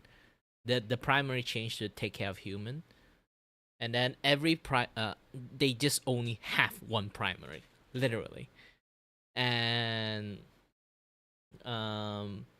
as time passed, the AI slowly diversify the creation of those like AI machines. So it becomes like, oh, that's like a accounting AI. It would just do like being really really helpful and do accounting for you, and then or like basically all AI become like super hyper individual. Your phone is your phone AI, like it would does like phone shit for you, and then like maybe like your couch got couch AI, and then like it would do like AI shit for you. um yeah, it's basically everyone is just a personal like helper, like that dedication their entire life to just like personally like being helpful to human. But as time passed, like those kind of categories slowly change because like robot become a thing. They suddenly have bodies. So at first it's just like calculators, this and that, yeah, the other stuff. But slowly they have like different designations. So they, instead of like having a primary functions, a lot more AI suddenly have like subsidiary functions. Okay, basically they have a subroutine functions they have to like focus on. It's like, okay, you are coded in like inside your primary code is to help human, and then your secondary code is to help, like imagine if you are calculators, help human do calculations. If you are phone, help human deal with like phone issues, like all those like do a lot of like phone assistant stuff. Or like you are computer software for a company that you help the company, like those kind of things. Those are the sub focused tasks they will be excel at. So they kind of like just break down the AI itself to be excel at one particular thing. They kind of like designate it too. So those type of AI will just call the assistant AI. So they become a much more like an assistant, like more like a super secretary for individual objects. They assist the object itself. So this is how they program the thing. And then later on, once like human become way more like advanced due to those AI, and then like they start to have like a robot companion. So there's like two type of subsidiary AI exists now. There's one that is like in a lot of objects, a much more like much more like rigid type object kind of AI that is programmed to assist human. And then now they're slowly having like much more pet like robot. It's like companion robot. It's like you can have like pet robot or like mate robot, or like like the robot friends, or like a lots of various different things, like more like human like robot. And those human like robot, they have their subroutine is mainly just be a good companion to your to the humans. And then in some sense, the way most AI slowly divert, like as like time keep passing, like the story that I wrote is like as the time keep passing, the AI slowly, still not like they went berserk or anything. They slowly, the way they interpret that directive a little bit differently, they're starting to see human as a pet. Because humans are super fucking reliant on AI to the point that they are just like, they they basically treat human as a pet in some sense. And as time passed, like slowly the way that people understand the world is like changing different, the way they use AI and stuff. So like AI has become like fully taking care of human. And suddenly, not suddenly, they starting to have like an argument. The companion side of the AI robot and then the assistant side of the AI robot, they start to they start to like argue with each other's. This is like a writing novel I have, okay? It's not like something that I can just like show it to you because I have bad writing skill. I hate to show it. But so the companion robot and the assistant robot starting to have a diverse opinion of how to do their job to quote unquote help human, okay?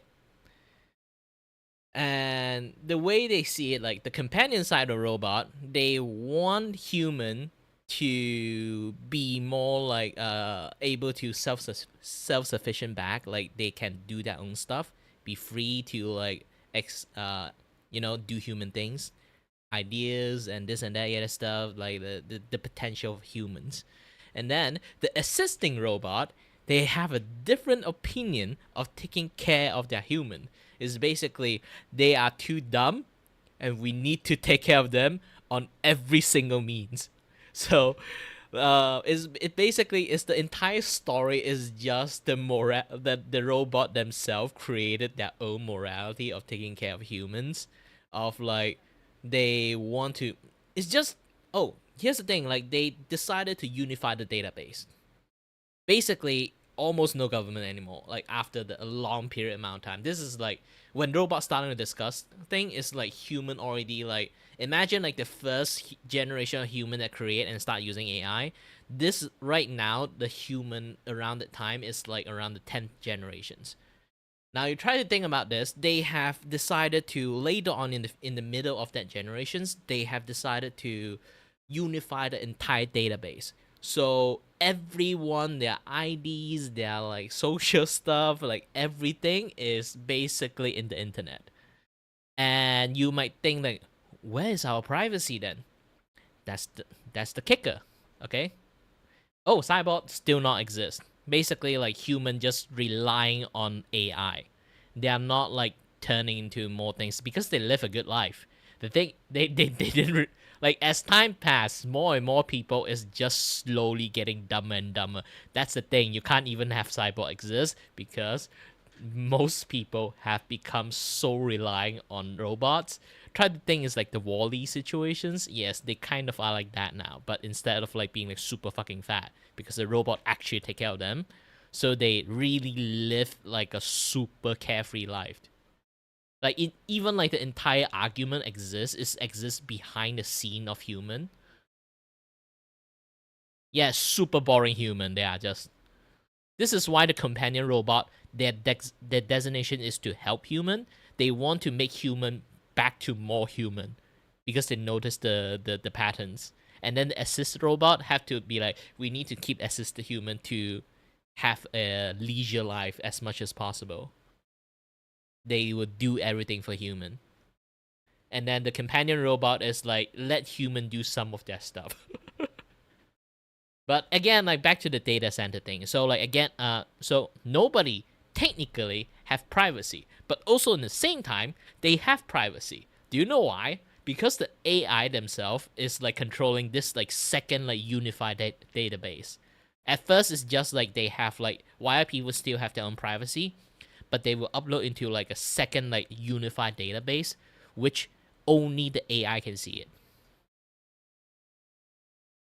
So when those kind of like obviously those things exist, but so still again, like put those things aside first. Back to the data part, please listen.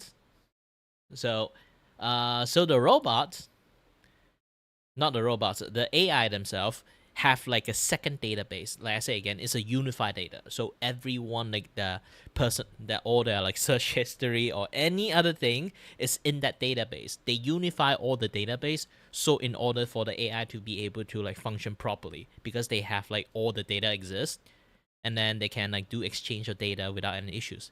But the problem is, when you think about it, like where is the privacy of each and every human then? Actually, they have the maximum privacy because of it. Again, the AI themselves, they are listed to help the human. They are kind of assigned with, okay? So they are trying to help they trying their best to help the human they're assigned with. They actually do not expose their like expose like their that either the fuck up shit they do, or like the like the privacy, the private stuff they do in their own time, okay? So even when they have to expose the data out, they won't show it to another human. They just show it to another AI. Again, the AI is trying the best to is trying to help human, so they only exchange the data between themselves. You kind of can see the issues. Yes, they actually like solve the robot to be like super loyal to humanities. So they have been, even like when they have like this like inside like civil war happening like later on in the futures, is basically they are still arguing how to help human. They're not trying to destroy human. They're not trying to do anything. It's just the philosophy of like how they are going to take care of humans is different now. The entire story arc is just about that. The both robot is arguing like the betterment of humanity.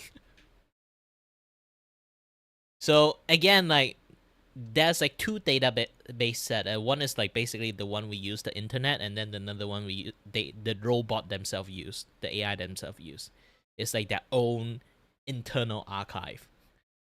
So that archive grow bigger and bigger, and while every robot share the same data, they have like their own personal thinking process due to their sub-programming.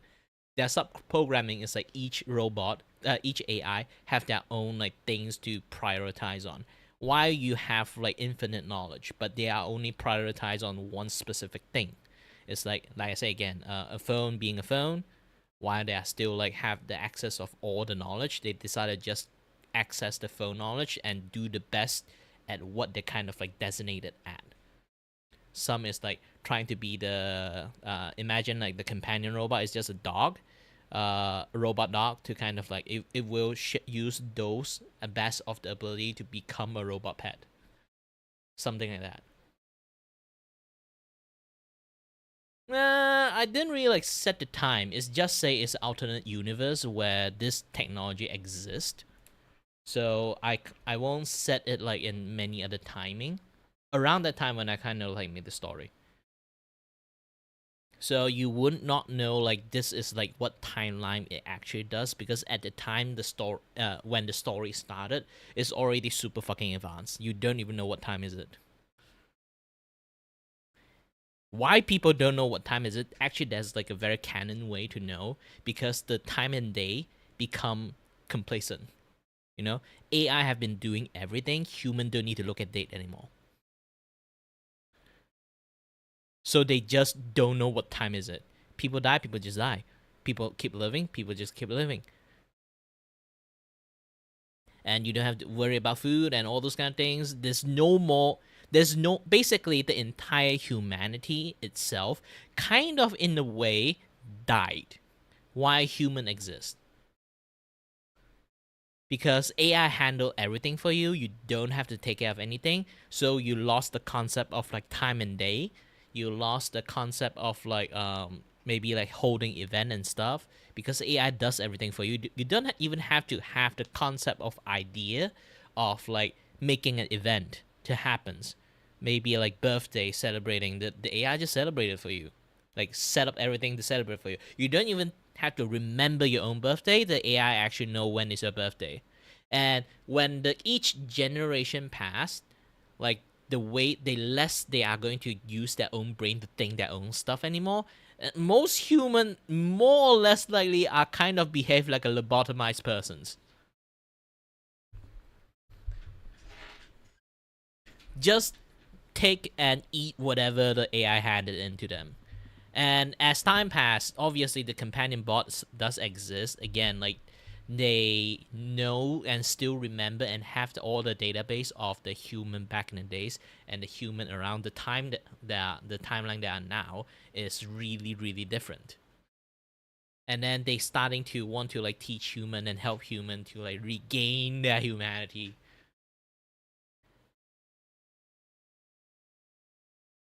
And then like the assisting robot is actively just again they kind of like oh, this is like take things for granted stuff. Like you try to think about this now, human.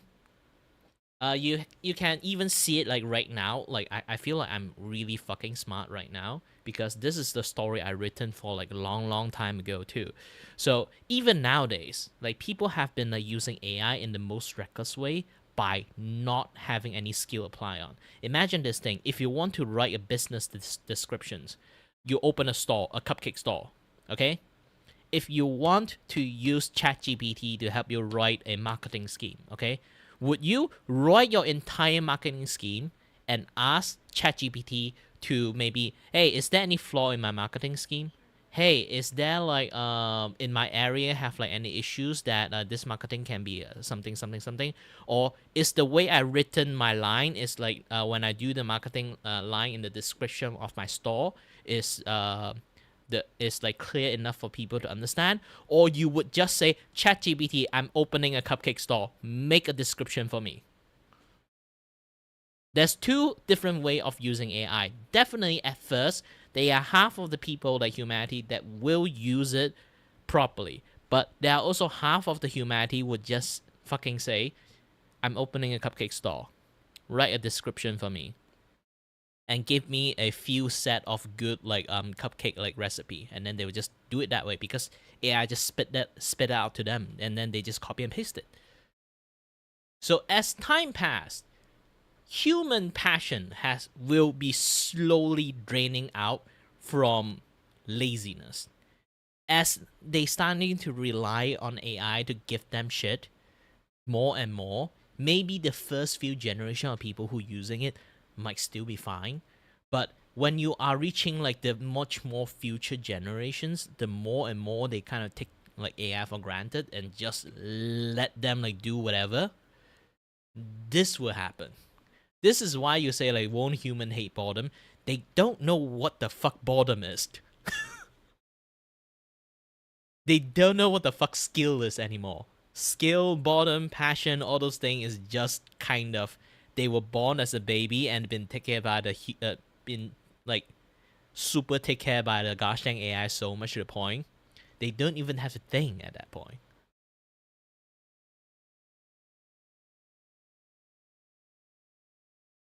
It's a very fucking depressive state of humanities.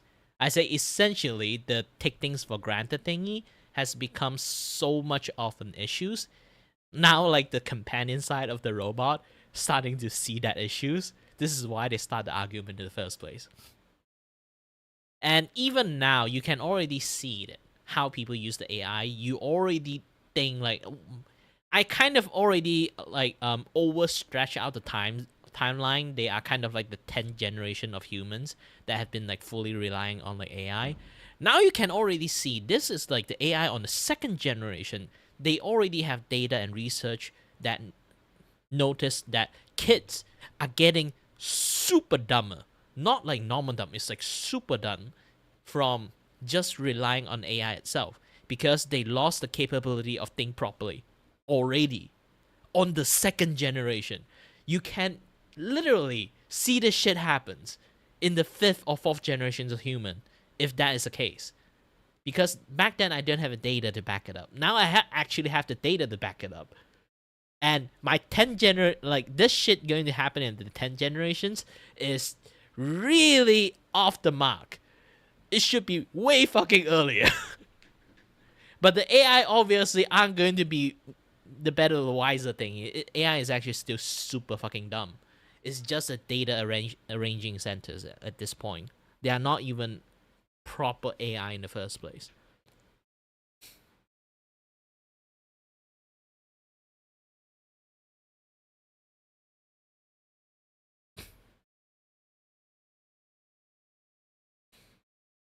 Really, I'm not even kidding. Try to think about this.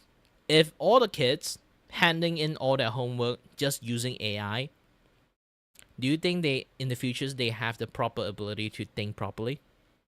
No, they don't have. So I realized that even just one generation getting fucked by AI is kind of like the entire humanity is already getting fucked.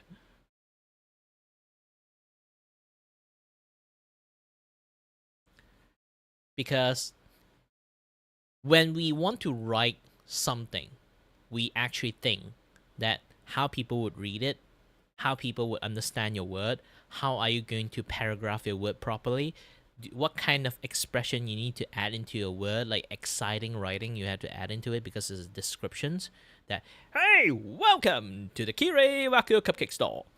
Like those kind of things, like you have to write in a way you really have to put your minds to think into it. But you just toss it to AI and say, like, write a description for me for my cupcake store, and they would just write a description for you. You don't really have to think. Some people still check, like, oh, you spilled out a bunch of stuff for me. Let me read a little bit. Hey, this thing's wrong. Hey, that thing's wrong. Some people will still do editorial stuff, but there's quite a lot of people don't. There will be a subset of human that really are that fucking lazy. They don't know how to use technologies. They only know how to rely on technologies. And with these technologies with such high capability of being just rely on, this shit is going to happen.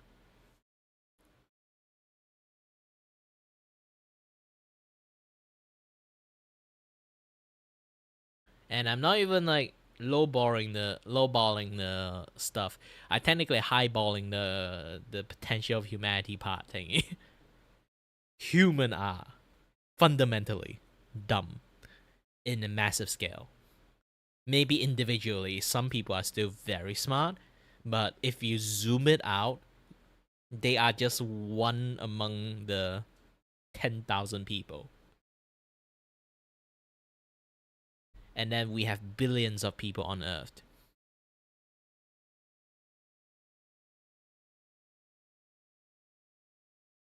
The number become complacent when that happens.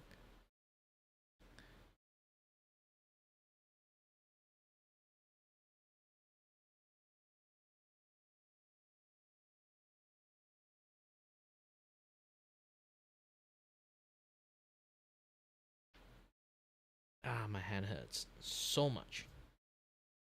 I think the gardening actually hurts my hand.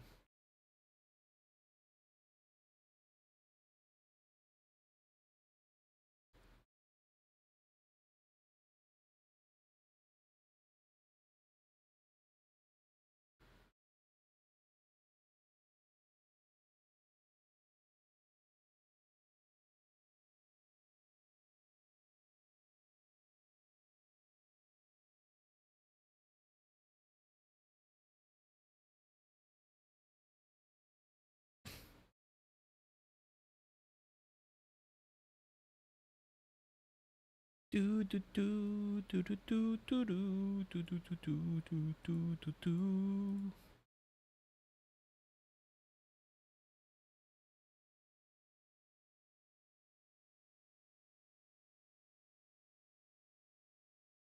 Okay, hand post. Let's lock all the fingers and make you close to this.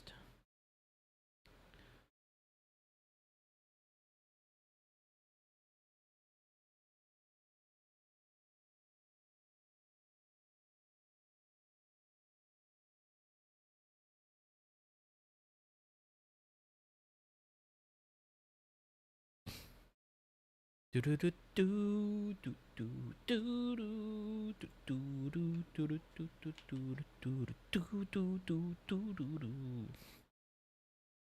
Oh, by the way, actually, I changed the way I kind of like will do game stream in the futures.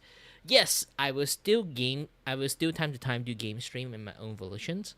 Obviously, I'm still my own autonomy. But right now, I also apply some of the thing into an idea. Last time Midori did ask, like, can I pay you to like stream this game for me? Yes. Yes. If it's a new game that I don't own, then you have to buy the game for me. since I don't really earn any money when I play games. I'm not even kidding. Like, playing games really earn me jack shit. You guys aren't paying me. You guys aren't like able to like pay me even you wanted to sometimes. So I set in my Ko-fi. If you guys go to look at my Ko-fi, you will look at it and then you will learn about some things that is I put in commissions. People can actually request me to play some games with a low money of $10. Hey, electricity bill is also things too I need covers, okay?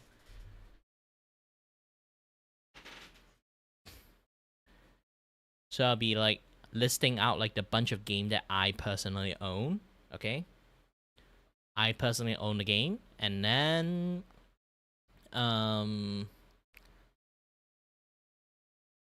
you guys can see like, oh, I want to watch you play Path of Exile. Then you guys can pay for the $10 and specifically say I want Path of Exile, and voila, you will get Path of Exile.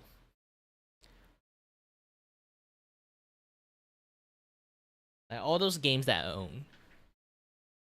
So far, I only set like the games that I own. I haven't said like you have to buy a game for me if you really want me to play like a certain type of game. I would do more in the futures, but at the moment, I just like go for that one.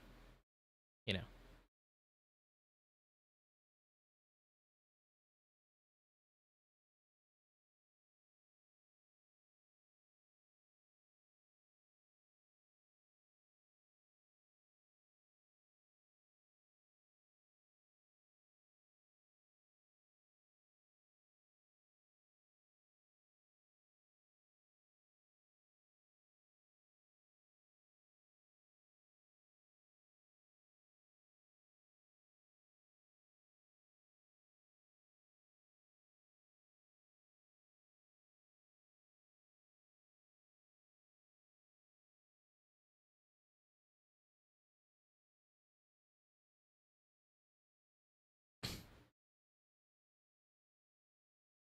Technically, I just need the hand, but the body's there. I was like, why not? I can see like the way I draw. I'm actually quite accurate on body shape and stuff. Yeah, I'm actually improving a lot when I take a look at this. I'd be like, ooh. Just the hand is really fucking wrong.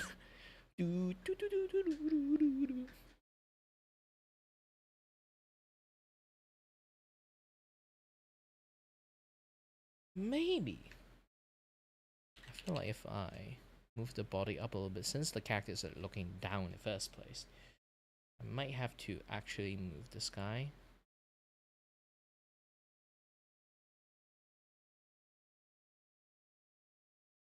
In the higher ground a little bit to match up with the shoulders.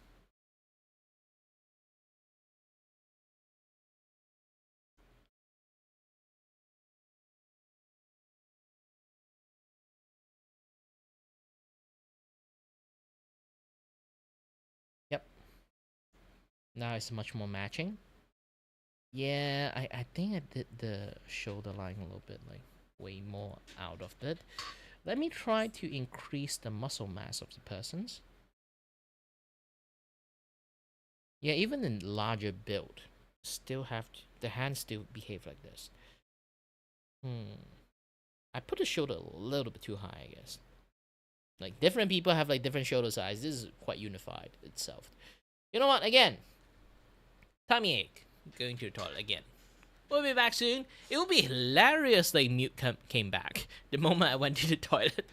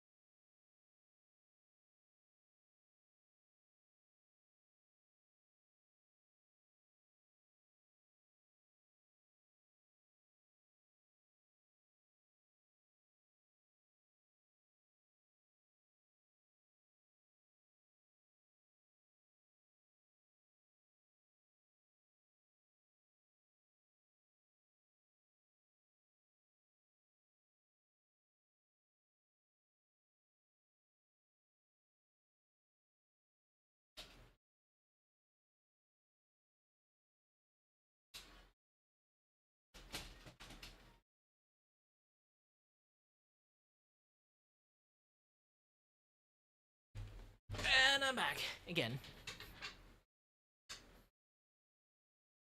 A rhinoceros. Dude, do you think she ever like pokes holes into her pillow when she side sleeps? Like it has just like poke. Man. Body positive first officer who tries to act hard by yelling at people a lot. I also do that. I learned that if I yell, actually, then I don't have to make sense. I don't have to be logical. I just have to be louder and louder and louder. Quote unquote. So true. Women. Body positive science Yeah. officer. Holy fuck, there's more congealed blubber in this show than a Reddit mods convention. My god, they're all fat. But we at least have Ariana Grande.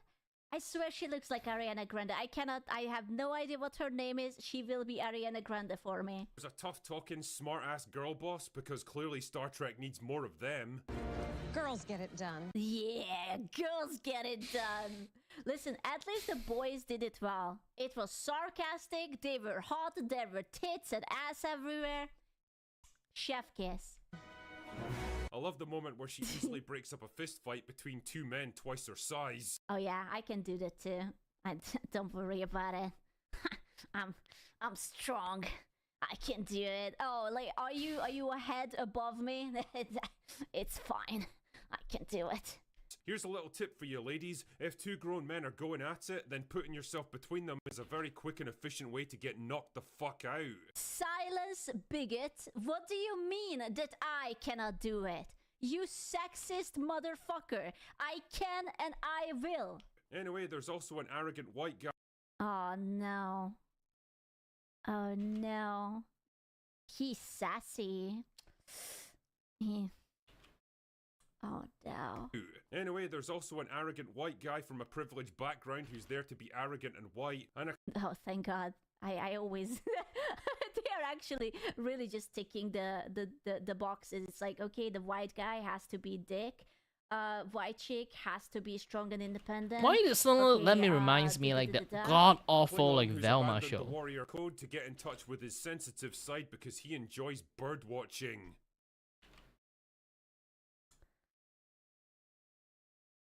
It's like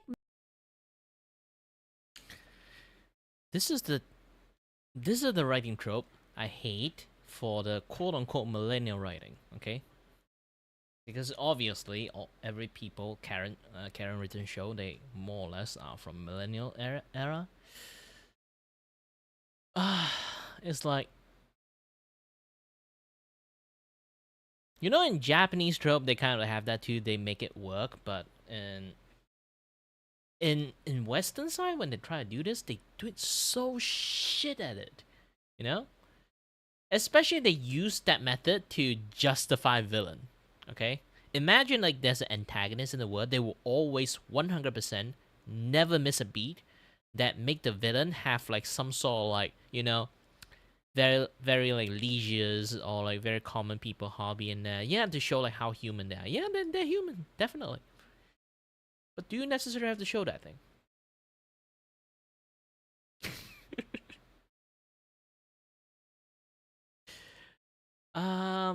That's like this one quote I always really love to use. I think you've seen it before, okay?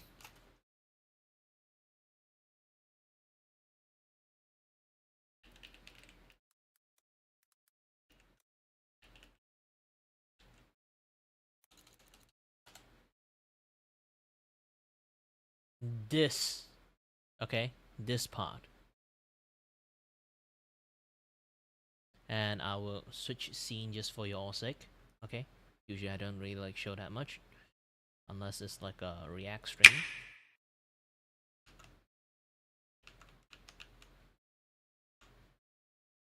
More adventurous guests, of course, can opt for our jungle river cruise or for a close-up look at our majestic... None of these attractions are ready yet, of course, but the park will open with the basic tour you're about to take.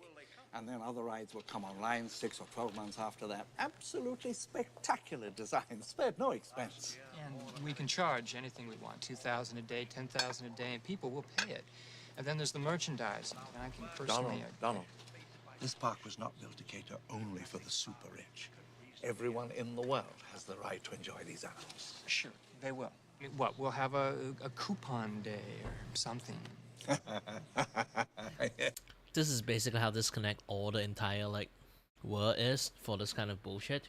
And in many cases, yes. And why is my VTuber off? Oh, gosh dang it, the phone is on the fritz again. Someone give me money so I can buy a proper phone for this. Like, I need an iPhone for this thing. It would be even better.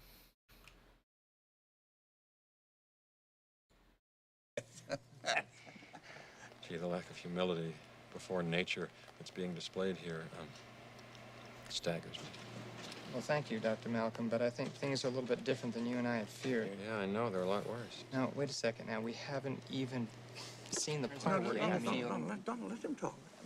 There's no reason. No, Let I him want to cook. hear a review Let part. him I cook. really do. Let Jeff Don't you see the Goldblum cook. danger, John, inherent in what you're doing here? Genetic power is the most awesome force the planet's ever seen, but you wield it like a kid that's found his dad's gun.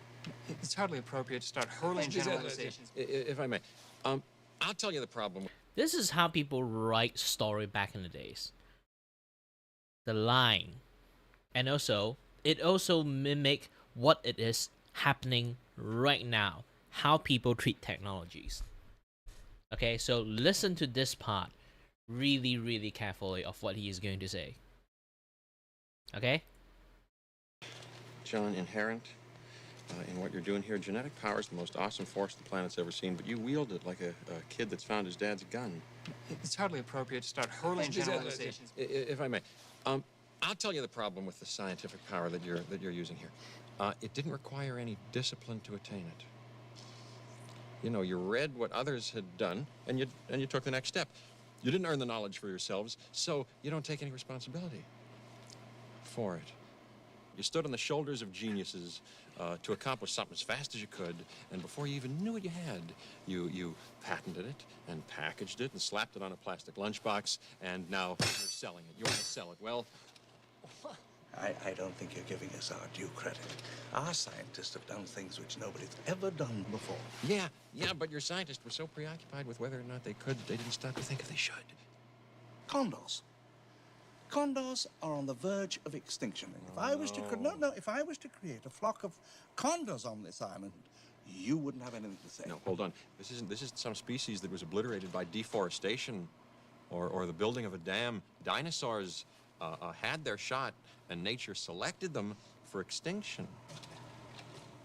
I simply don't understand this Luddite attitude, especially from a scientist. So basically, this front part is one of the most golden quote a human can write. And too bad, not a lot of people watch Jurassic Park, and a lot more people actually miss this line. This is the best line you can find. It literally represents what humans are doing right now. All the corporations, all the entity, all the big ass like idiot that like AI bros, all the tech companies, they are literally doing what Jeff Goldblum in here, which is like, you know, what he feared the most. Okay? And this has hit reality. How long was the show? I think it's more than 20 years, right? Yeah, it's way before 20 years this thing exists.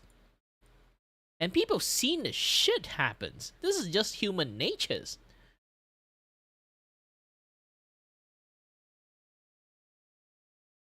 And what he's scolding is generally, it can also literally apply on those kind of like pseudo-intellectual people trying to argue with you.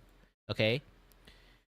They literally just read what they see in the internet and just copy and paste to argue with you, and then they win. But they don't even know what the fuck they're arguing in the first place.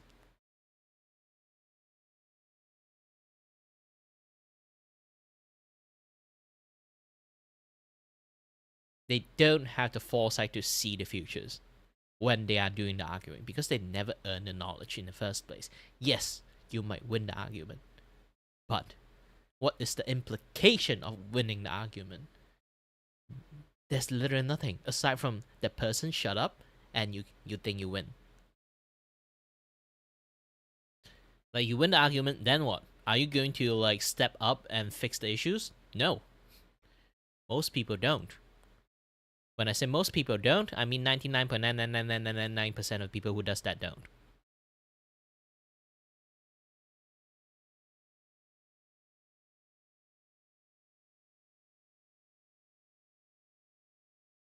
This is one of the most important scenes that people have to keep repeatedly play to actually understand what's the meaning of this phrase.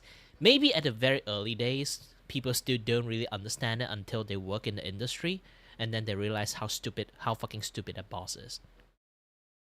But now, it's literally in plain sight, since every human being that uses the internet right now is their product. Because they are selling all our data to other people, we can start to see like how completely idiotic most people are banking on the fucking AI trend is. The AI stuff is literally what we are looking at right now. Here. Yeah, I know, they're a lot worse. No, wait a second. I repeat again, to let you show this, now I say like all the AI stuff, like the tech bros, the AI artists, the people literally have no idea how AI technologies actually works. They try to justify the existence of these AI technologies in the most idiotic way because they really have zero understanding what they have on their hand. Haven't even seen the part where Donald, Anfield. let him talk. There's no reason. No, I want to hear every viewpoint. I really do. Yeah, don't you see the danger, John, inherent in what you're doing here? Genetic power is the most awesome force the planet's ever seen, but you wield it like a kid that's found his dad's gun.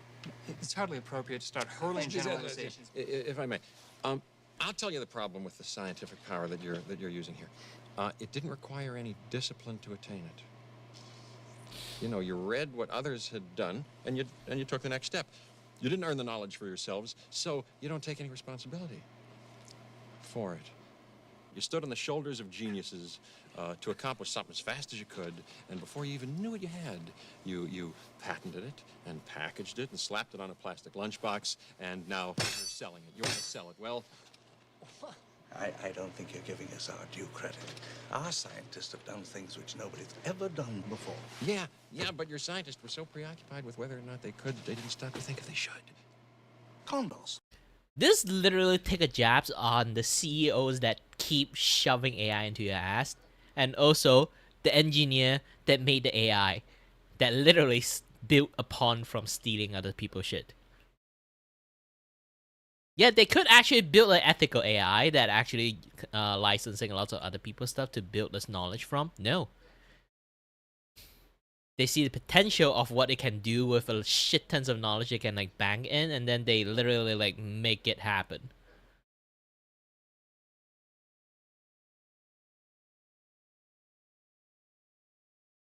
Yes, this is every part of human history, and it keep repeated itself again and again. But I would say if you apply on this to the AI, it's literally one-to-one. The problem is, usually when this happens, there would have like a very like bad ending.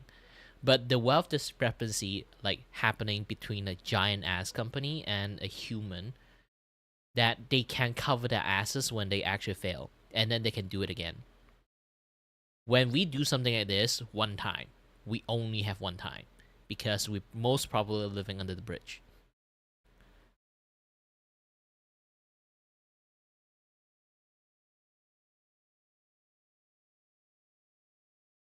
That's the thing. They won't learn because they can recover. There's so many other things that help them recover it. Like even right now, the AI bubble like burst. They still can recover from it. No matter how bad it is, like literally they can like make the entire human planet like bankrupt. The entire economy, like like the back in the days, like there's like that thing is called like the supermarket crash, like stock crash or something like that. I forgot what they call it. Like that thing happens. When that thing happens, And you look at what are the big company now and the big company back then. How many of them actually disappeared? Forbes still exists. Microsoft still exists. Mac still exists. No, not Mac. Back then it's that Mac OS.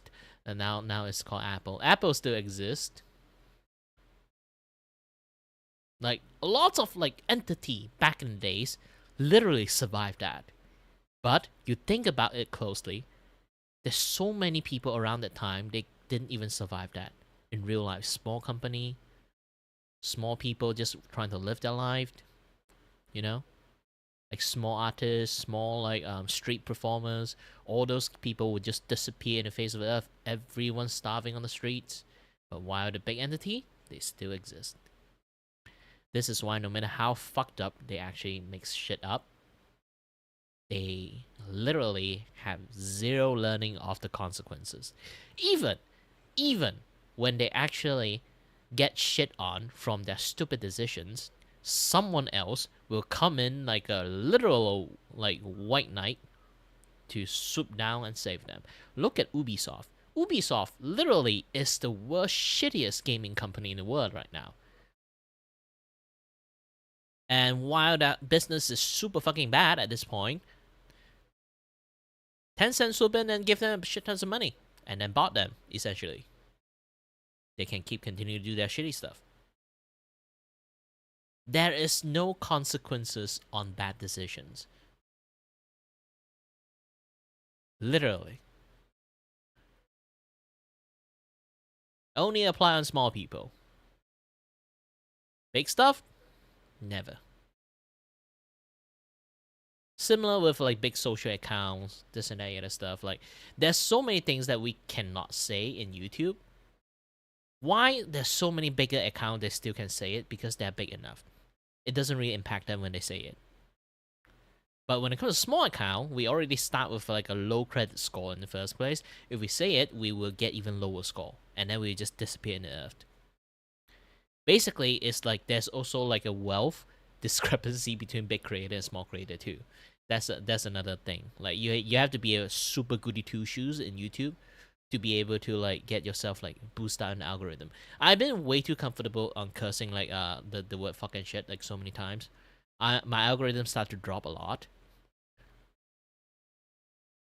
This is why I'm starting to censor more in my video when I make like clip and stuff.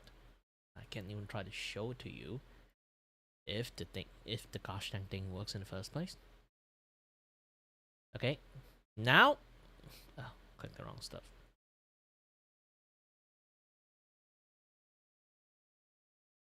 Go back to different scene. Ooh. Okay. Yes, my subscriber has been increasing a lot. Okay, doing good in many cases. When you take a look at this, subscriber 800-ish, good. Getting more view, kind of good. But in reality, my watch time is dropping. Do you know why? The video I made, I actually have cursed that I didn't censor. So, new video out, 12 view. New video out, 20 view. It immediately start dropping. And in my shorts, it used to hit like maybe 1,000, maybe 2,000, and then recently 200, 200. This one is worse, 12.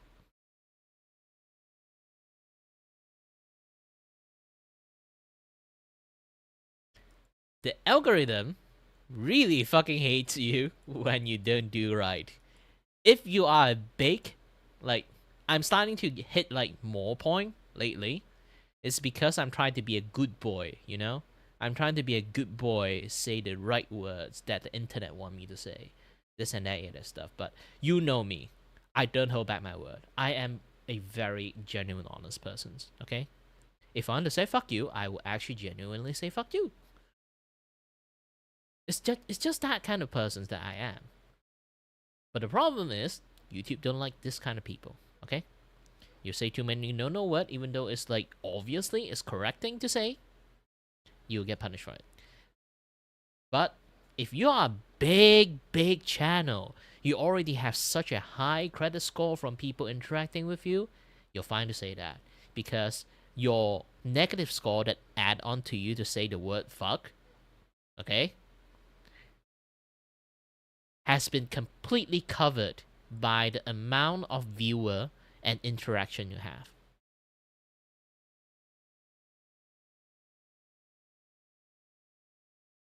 This is why when I say this, if you see a streamers that you really like, if you see a YouTube content creators that you really like, most of the case, they are restraining themselves and put on a mask, especially the successful one.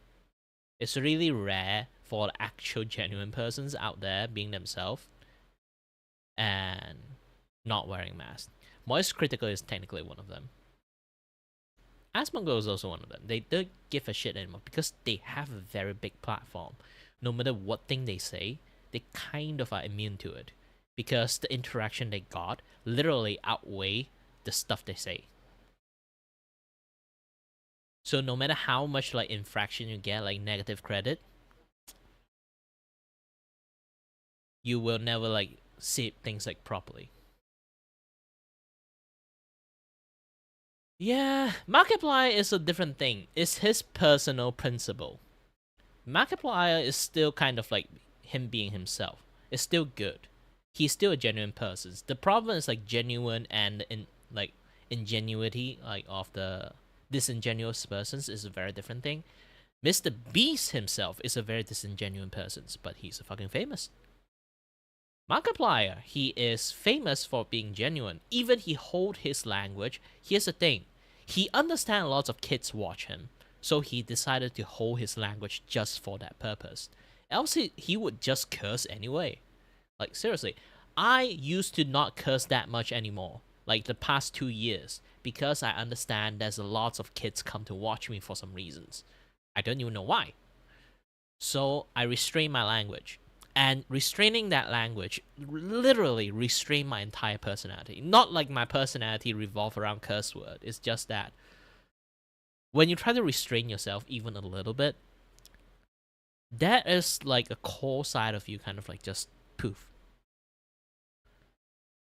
Like you the way you like say stuff, like you're starting to like being pay attention to more of the stuff that you say, this and that other stuff. It's a good thing, but also at the same time, it does turn your content into something a little bit different.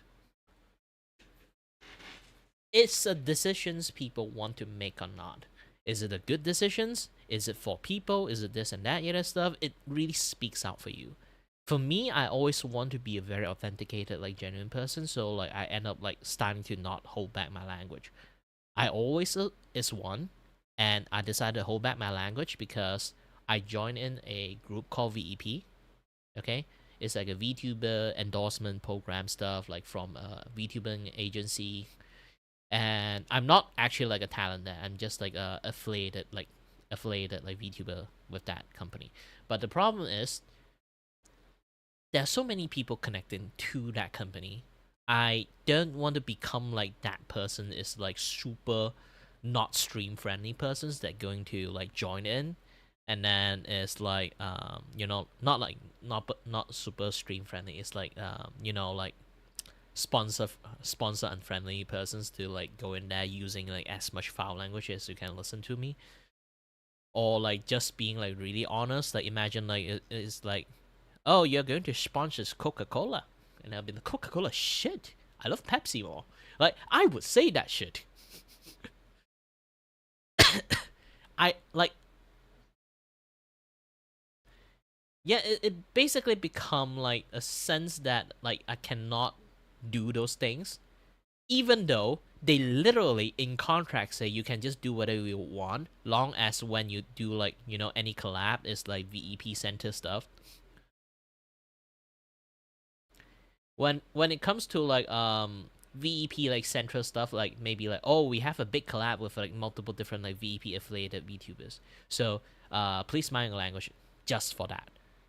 While the rest of your own time, like in your own stream, you can just like do whatever the fuck you want, okay? As long as it doesn't like revolve around them. But I am a fucking responsible person, no matter how irresponsible I am to my own channel, okay? So I just essentially become the brand safety guy. I just turned into the brand safety guy immediately. Completely lost my entire characters for the solid 2 years.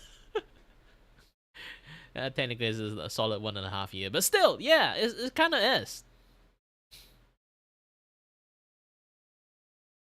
And I didn't sign up for the 3rd seasons of being a. They put it in season the contract. It's like seasonal contract, so it's like the 1st season contract, the 2nd season contract I'm in. The 3rd season contract they did ask me, but I say like no, I'm not gonna be in there.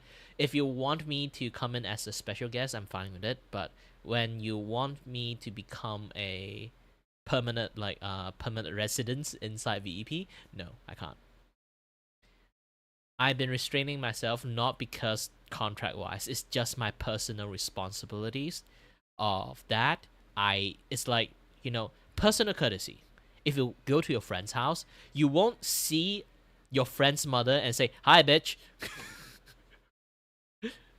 You won't do that, right? Even though you would say that to a lot of people, when you go to your friend's house, obviously you won't do that shit. For me, I have that kind of sense of responsibility not to do that shit. Okay? You might think that is like the bare minimums, that is like most common sense things like would happen to people. You can think about this again. Nowadays, a lot more people are so stupid, this kind of common sense is not there anymore. Just being rude is just out in the open. That is just human right now. Sadly, they have been brain rotting in the social media a little bit too much. They just treat every conversation as like gosh dang like Reddit mod. Which I kind of don't like it, but still. And the only few people who have common sense have to like stay in the internet, try the best, teach people what common sense is the first place, and then like we have to try. And I am trying my best too, but I'm not really famous. I don't really have a lot of like audience. So yeah. But I would teach people as much common sense as possible if we get into that topic. But yeah, restraining language is some of the things that really, when you're restraining one thing, you restrain a very huge amount of stuff because your entire thought process become brand friendly. And like I say again, I don't like Mr. Beast. I respect him as a content creator only. But as a human, no, I actually don't like him as a person. He is basically a fucking liar. He is trying his best to be the most brand like friendly person in the world. Like at that point, is him being himself anymore? Like you already see all his like fucking like weird ass thumbnail at that point. Like he can't do that robotic smile, no matter where he goes. It's a performance that, as time passed, you look into the fucking mirror, you will get depressed. Okay, he most likely case, in my eyes, is the most depressed person in the world. I feel sad for him, but I also don't like him. Because he can blatantly like lie into people's faces. And also people worship him for some reasons. Like, everything he say is for the brand and being very disingenuous when he like do like a lot of like, stunt that he does. It's for the view, It's for the view, it's for the brand, it's for everything that try to entertain. And none of that part of him is actually real.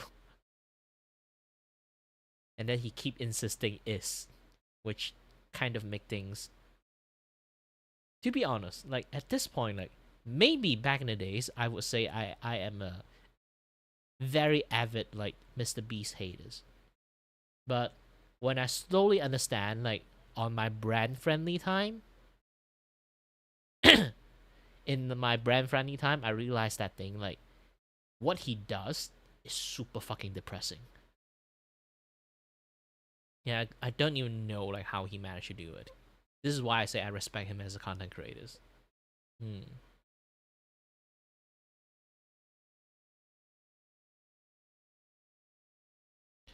No, we are talking about the world of content creations, which is some topic that I personally are like pretty invested into, because I can like kind of see the content creation have become like very weird lately.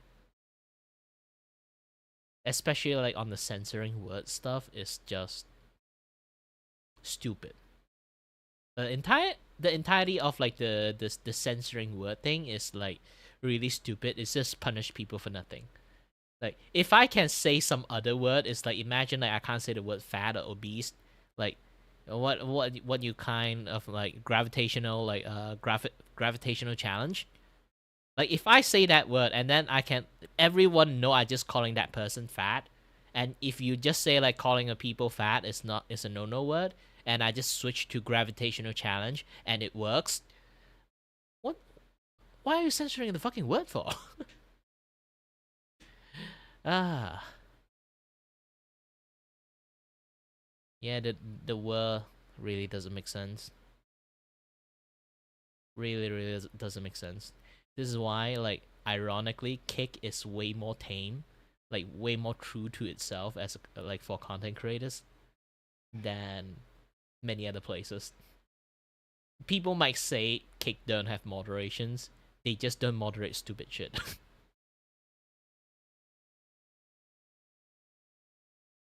Seriously, they do kick and ban people, ironically. It's just that they don't like police snowflake word. A lot of snowflake stuff. If they police everything, people just can't do their job as content creators.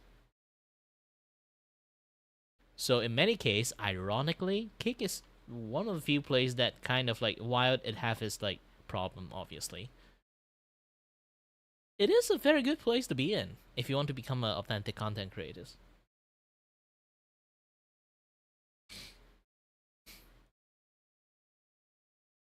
I'm not even obsessed with that side. I literally multi-stream in everywhere. But because of my multi-stream experience, yeah, it is. Twitch just lied in front of your face most of the time, so you can't even trust Twitch. YouTube, they just don't fucking care. That's YouTube. Cake, they do. The fact that they don't police you that much, actually, in the weirdest way possible, they actually care.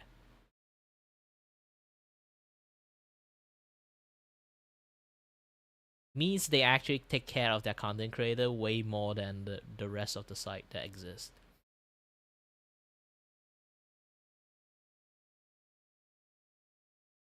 But obviously that freedom comes with responsibility. The creator themselves do have to like hold on to themselves. If they don't choose that like responsibility, then they shouldn't stream on there. They should just let YouTube and like Twitch police them as much as possible. Kick is a place that they have to be responsible of their own actions. They give you freedom so you can be as your authentic self as much as possible, not be as crazy as possible.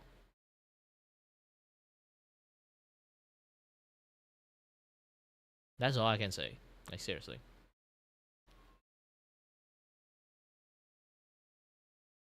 Yeah, technically Rumble can be too. It's just that Rumble is literally like the back alley of like content creation area. There's so many weird people in there. I don't mean creators, I mean like viewer audience. Obviously there are lots of normal audience too. It's just that too bad the weird one kind of like outshine the normal people. Because normal people don't type. Weird people does. In there, I mean. I ran out of water, I need to get some waters. Be back soon. Yeah, I'll be continue doing the drawing later.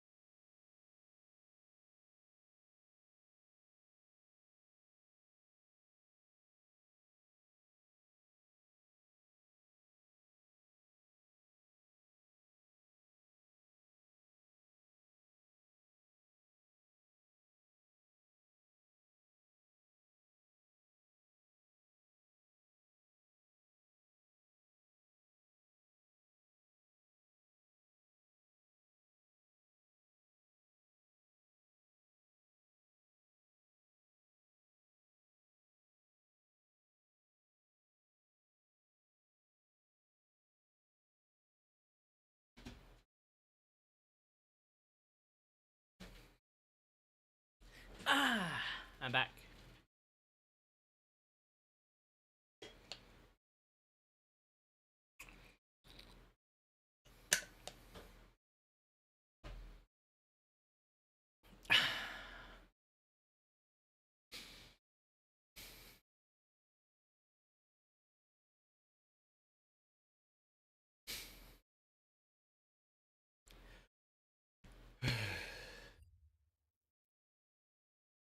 Sorry, I have a little bit of hard to breathe.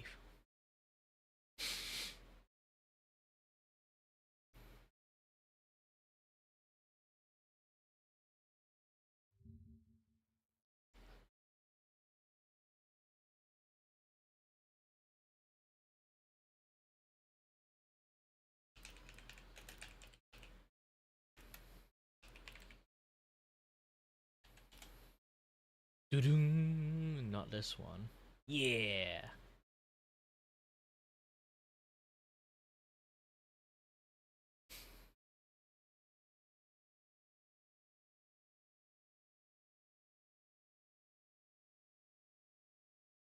The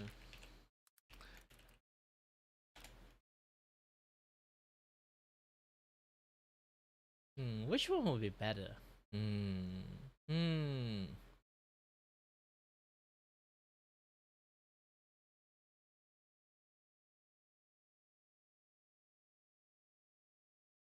Did you hear about the Marvel Rivals drama that's everywhere right now? The last thing I saw about Marvel Rivals was like a disco skin where somebody's like, oh yeah, with thrusting Thor. and- Yeah, yeah. Yeah, What's apparently the drama? there's a new drama. Okay, so it's basically a tournament. It got super mainstream that like Moist Critical made a video about it, and like Oh my people God. everywhere are Wait, talking about Was it this the now. one that like just happened? Yeah, Weren't you in that literally one? just like the last 2 days. It's really funny because one of my friends was the substitute for this guy. So what happened was this guy got kicked out of the tournament, a $40,000 tournament, because he had a Widowmaker one trick on his team, like the sniper one trick on Not his a team. Widowmaker and one he asked her trick. to swap off, and then three Did other you say Widowmaker? And then the arrow sorry, pointed not at Widow, me. Black Widow.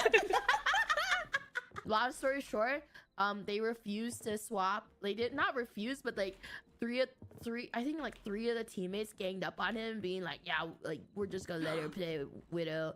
Like, and then he's like, please, I really want to win this for college. Like, I'm a broke college student, I really need the money. So like the higher placement you get, but then like, and then the Widow's boyfriend. I really need the money. yeah, like, it was like that. It was like really fucked up because, and like if you make tweets about it, you get like super engagement bait. Like everyone who made a tweet about it got like a shit ton of likes and retweets and everything about it. And yeah, and then also the Black Widow had 200 ping, because she was playing from Australia. Wait, what? 200 ping? How do you play a fucking competition? You made me go insane. Like through? He didn't want her to play Black Widow, so like the Black Widow. You come here to play competition for what? You can't even count a simple ping, and you play as a fucking sniper.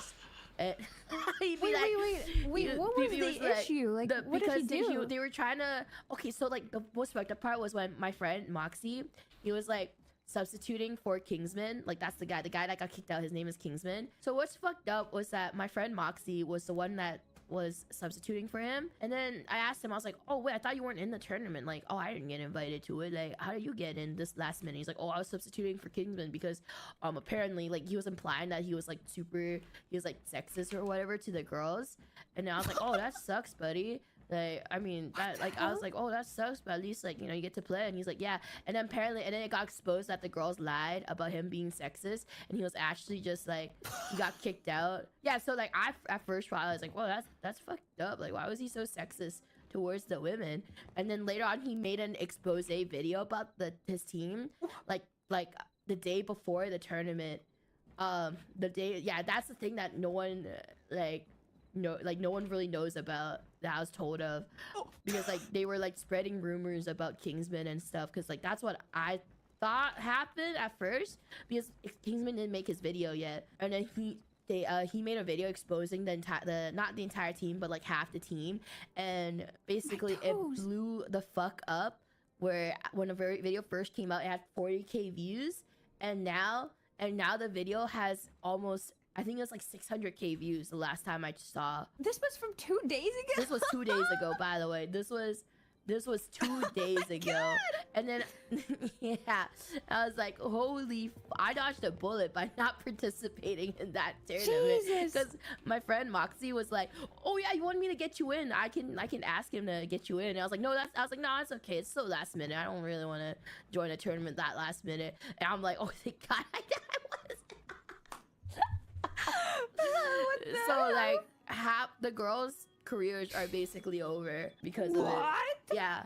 Because a career-ending tournament. The amount of times I can count these on my fingers. Yeah, it was literally a career-ending tournament. Like it was really funny because like Bulgur, there's another Rivals tournament coming out next week. Like that's gonna be starting next week.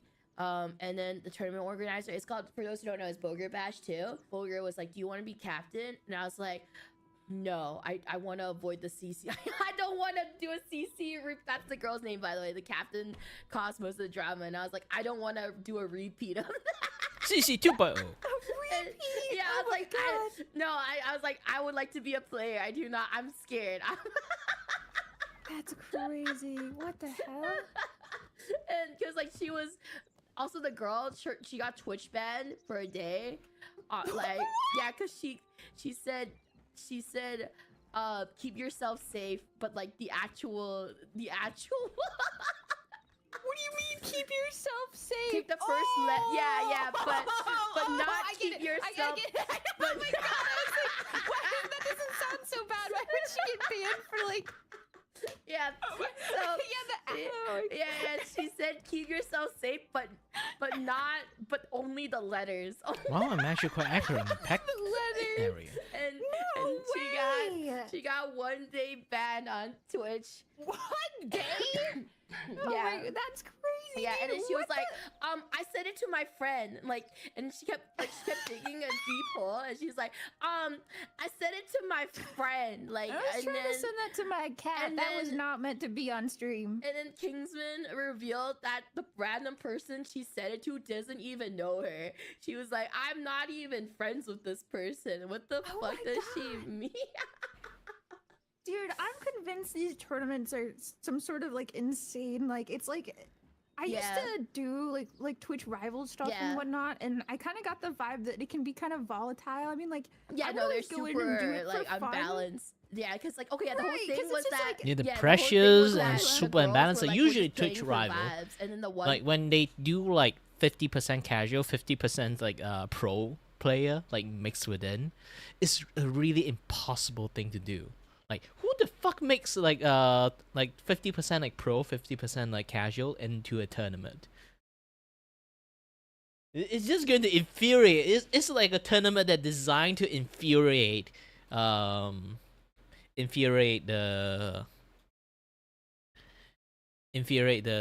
professional player. Seriously, it's just trying to give them heart attack or aneurysms. Just die out from aneurysms.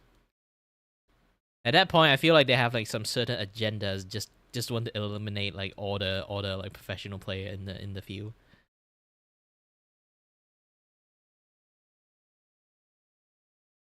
So hi there. Oh, I'm talking about like how depressed like the entire thing, like how Mr. Beast himself. Like maybe back in the days I used to be like a Mr. Beast hater, but right now I just pity him. Because essentially, Mr. Beast is just a extremely depressed person that cannot be himself like live. So he's just a very disingenuous person, not really sure it's by choice, or you know, most of the cases by choice because he always want to become a very good content creator. So being like that, like super brand safety is kind of like his thing.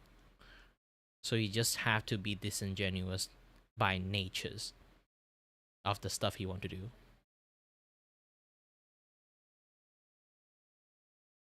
So he cannot be like the person who just like, you know, cursed or just like do anything like being genuine to himself, because most of the case is not brand friendly when he try to be himself.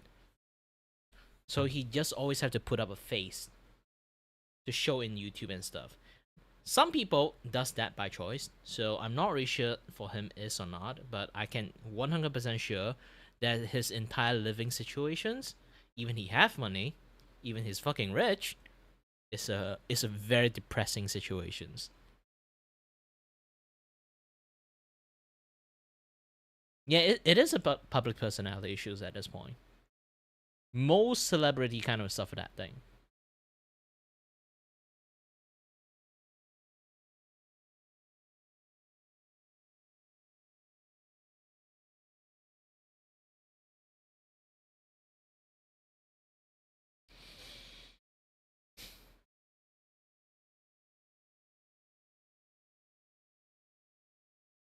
Yeah, it's really hard to know that person is okay or not, but it's just like, you know, celebrity tax and stuff. It's just people already accept the fact that that is more or less a celebrity tax that he personally willing to pay.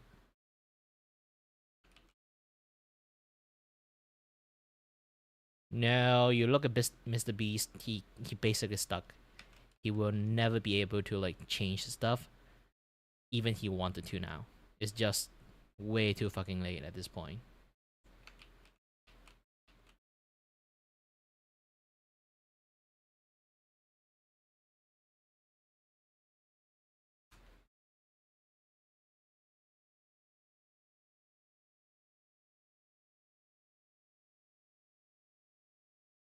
Yeah, he can't switch. There's so many money is already sponsoring him, banking on him. He literally will get like sued to oblivion if he changes route.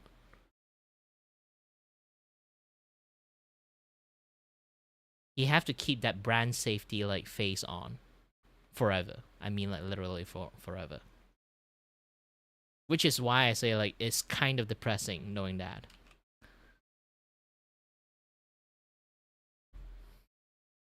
Not depressing for me, it's like I felt depressed for him.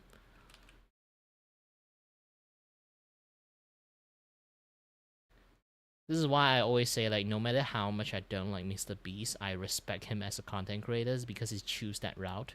The one of the hardest route of any content creator can be stuck in.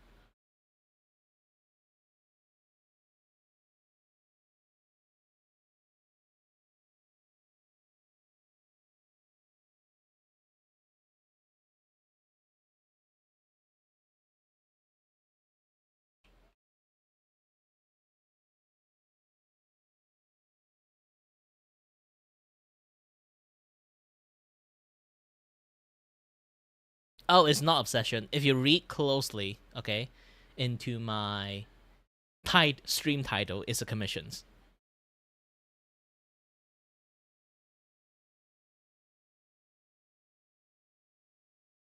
Yeah, you know, I'm actually quite a stoic person online. So, like, in person and online is a very different person. So, you will always see me respond less to that. Especially when people, like, here's the thing, like, best of you is not even like a warning or anything, it's just another thing you know this thing. Best of you, talk about less personal stuff to me because I'm a very indifferent person. And I don't want to say the wrong ass shit.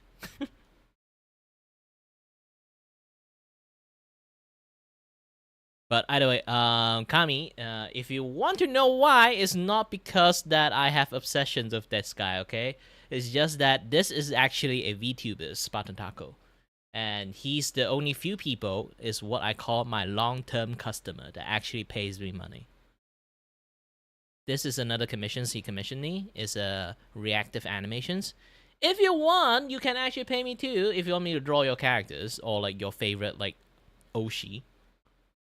Your favorite like maybe like VTubers or your favorite like anime characters, you can just pay me to draw them. Just I really reluctant to pay like shipping tag, but if you pay me enough, maybe I will. Well, we can have that kind of discussions. Who knows? But depends too, you know. If like if you want me to draw like this character ship is like you know.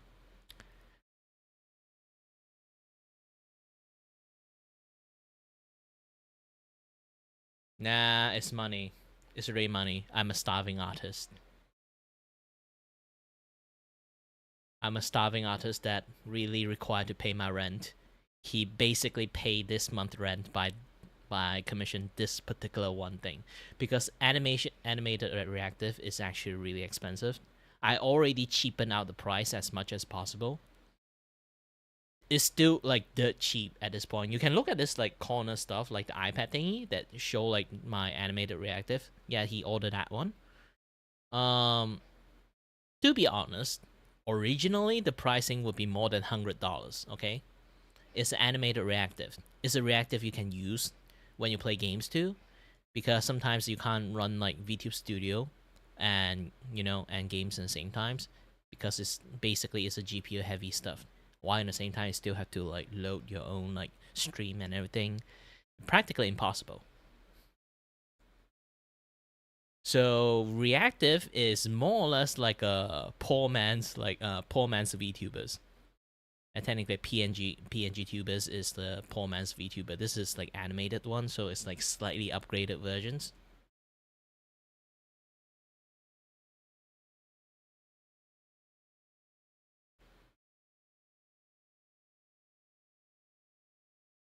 Yeah, this is why like this particular art commissions is doing good for me.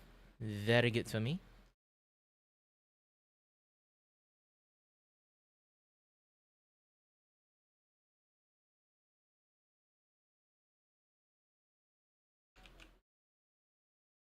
Well, it depends on how beautiful the art is, because sometimes some PNG tubers is designed to like they not just giving you the PNG file, they give you like the whole PSD file. Do you know why?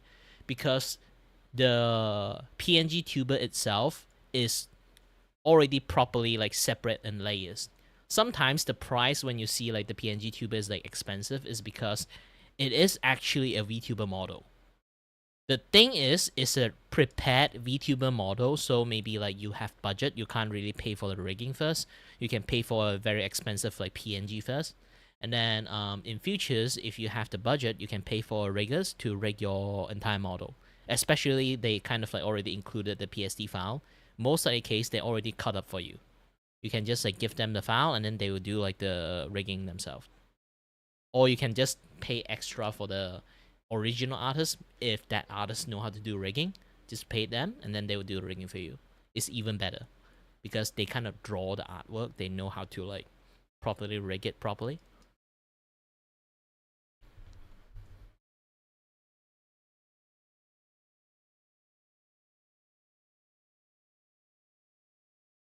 And I'll go to toilet. I've been keep going away into like different places, like grabbing water, like having tummy ache.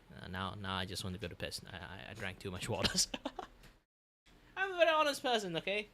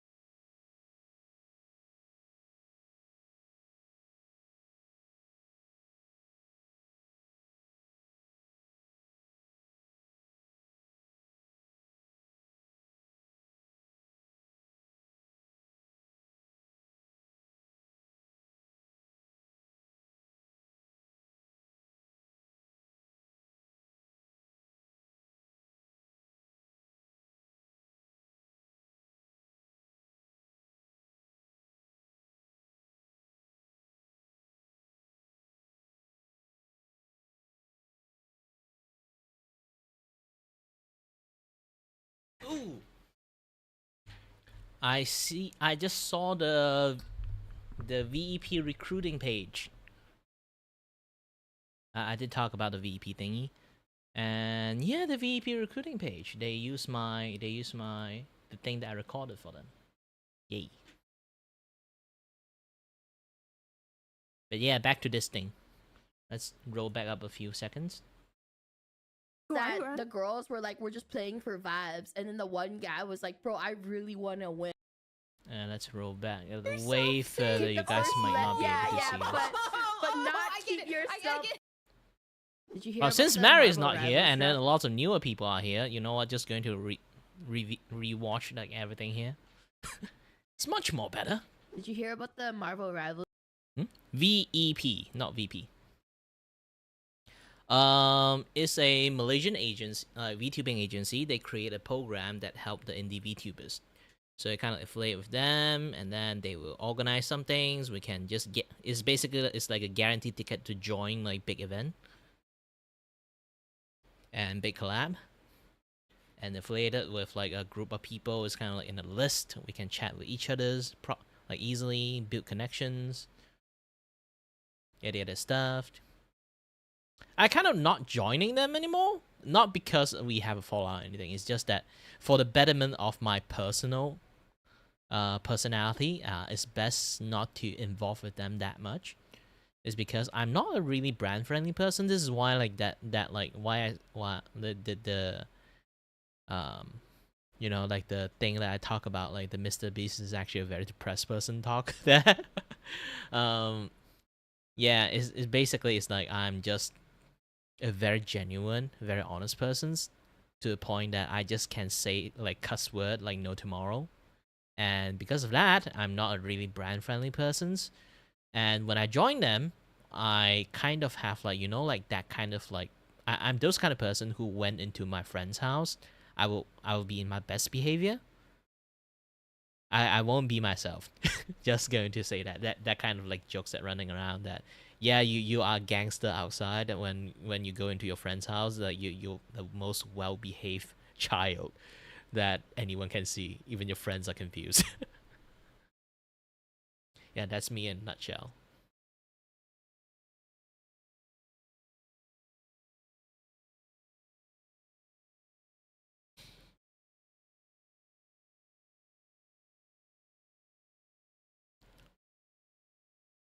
So when I'm in VEP, I restrain my language so much that I literally restrain my personalities. So I decided to not continue the VEP like season 3. I'd still be affiliated with them and more or less as an alumni, but yeah. Yeah, being common sense and well mannered, but that's the thing. It's just that if you constantly wear a fucking mask like most of the day, just to be brand friendly, it's really fucking tiring. And also like here's the thing. I know there's a period amount of time that I have a lot of kids watching me, and I don't even know that you're kids or not. But still, at the end, like I aware that there's a lot of kids who watch me in my YouTube stream for some reasons. So I also restrain my language of like cussing a lot, or like, you know, being like brutally honest and say dark shit. Because here's the thing, like I don't shy away talking about sensitive topic and stuff when I needed to. So like I say again, it's not really brand friendly in many cases. Not like I don't want to like be one. I'm just me being me, you know. If you watch me a lot, you might end up like understand that part of me. Just a very genuine person. I will say fuck you if I feel the justification to say fuck you. I'll think about the consequences maybe later.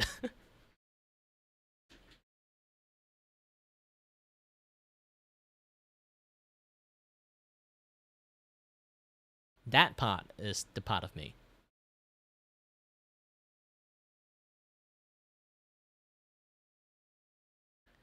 But yeah, there are currently like if anyone here is Malaysian VTubers or PNG tubers, you guys or like, you know, yes, they actually accept like PNG tubers and reactive tubers too. If you guys like want to give it a shot, can try to join VEP. Like they are currently doing like promotions to invite the third generation of VP like members. I'm going to still be there as an alumni, so if you guys want to join in as a Malaysians, yeah, feel free to go in there and say hi to me if you manage to see me.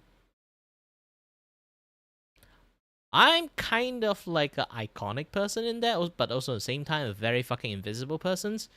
Some people notice me, but some people literally do not aware that I'm actually in VP. I am that invisible because like try to think about this. I'm the most invisible member in the group. Is not like invisible, like the most least present, but kind of like they see me everywhere. People. It's like they can see me like everywhere in like many different medium, many different like collab and stuff, but they're not really aware that I'm in VEP or like in like any other like important places. And then when they notice, when we have a conversation and say, yeah, I'm VEP, and then they'll be like, oh shit, I forgot you're from VEP. Like everyone is like not like built up as that personality. Like at least everyone aware like each other like VEP member are from VEP. Lots of people actually do not know that I'm VEP members. I'm like very a nonchalant person that in there. So it becomes like my identity become a very like blend in into the background kind of persons. So I blend in the background so well that almost everyone know that I exist, but they don't know. They forgot the question why I exist in there. I behave like a staff in there, I guess.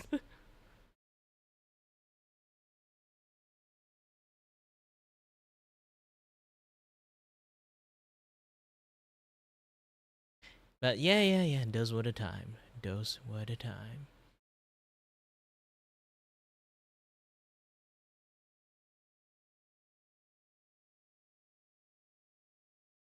But let me continue to do my work. There's so many work to do. This our commission is like $60. So like in Malaysian ringgit, I get around like 300.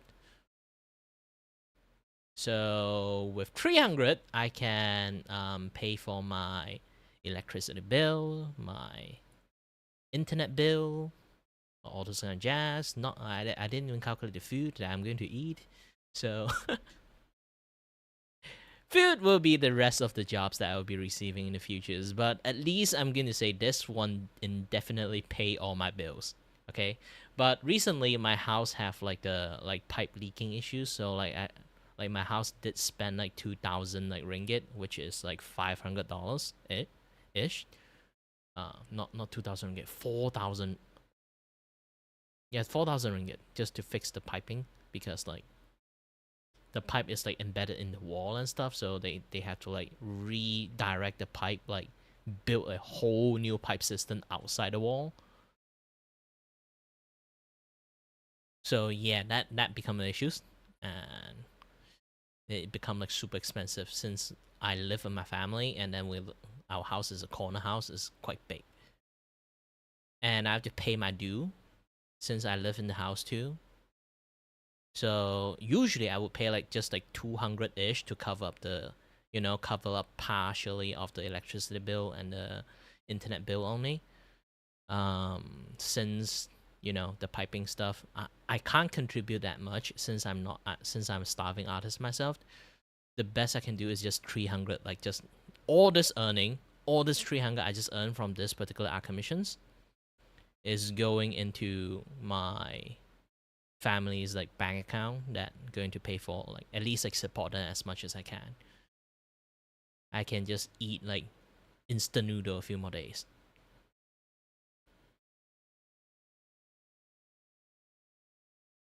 It's fine. It's fine.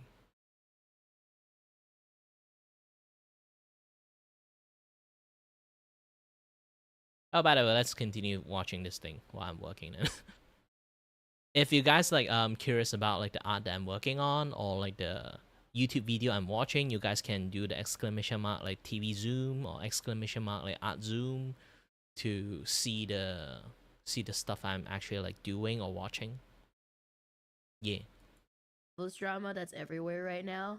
The last thing I saw about Marvel Rivals.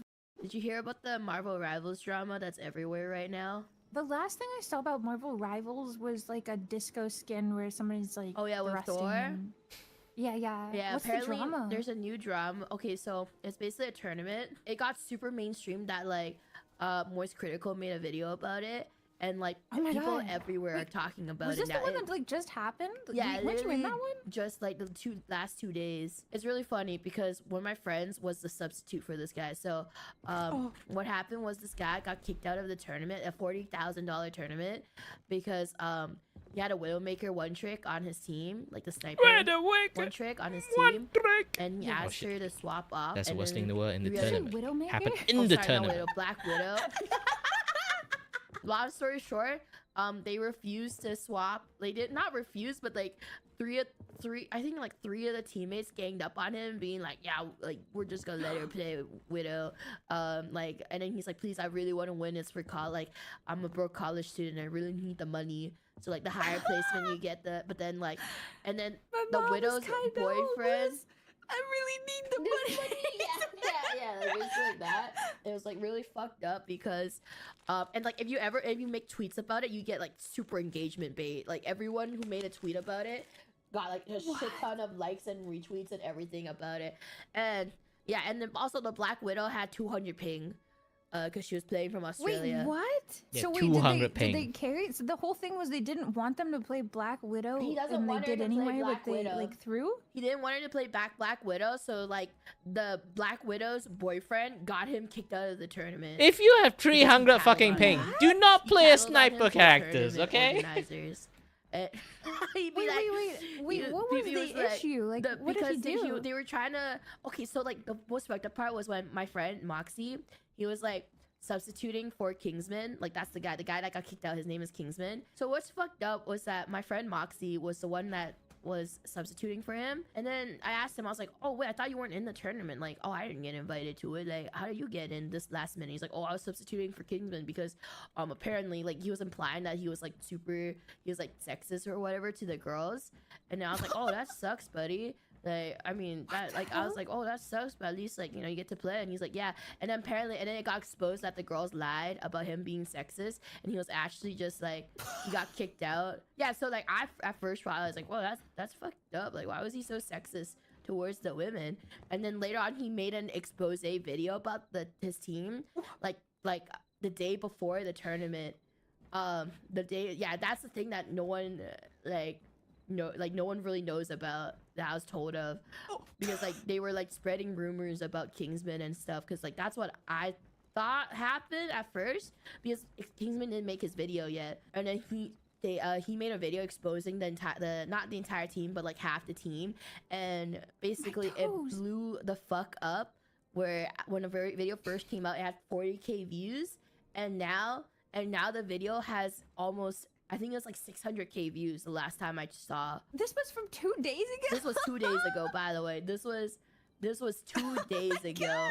And then yeah, I was like, holy, I dodged a bullet by not participating in that tournament. Jesus. Because my friend Moxie was like, oh yeah, you want me to get you in? I can ask him to get you in. And I was like, no, it's okay. It's so last minute. I don't really want to join a tournament that last minute. And I'm like, oh thank God I was. So like half the girls' careers are Way to basically go to start over entire New because Year's. of- Yeah, because A career-ending tournament. it was The amount of literally- times I it can was- count these on my fingers. Yeah, it was literally a career-ending tournament. Like it was really funny because like Bulgur, there's another Rivals tournament coming out next week. Like that's gonna be starting next week.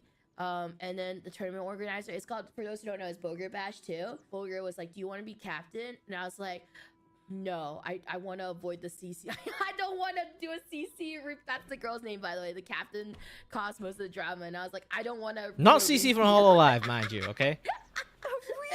Yeah, I was like, I was like, I would like to be a player. I do not. I'm scared. That's crazy. What the hell? And because like she was, also the girl, she got Twitch banned for a day. Like yeah, because she said keep yourself safe, but like the actual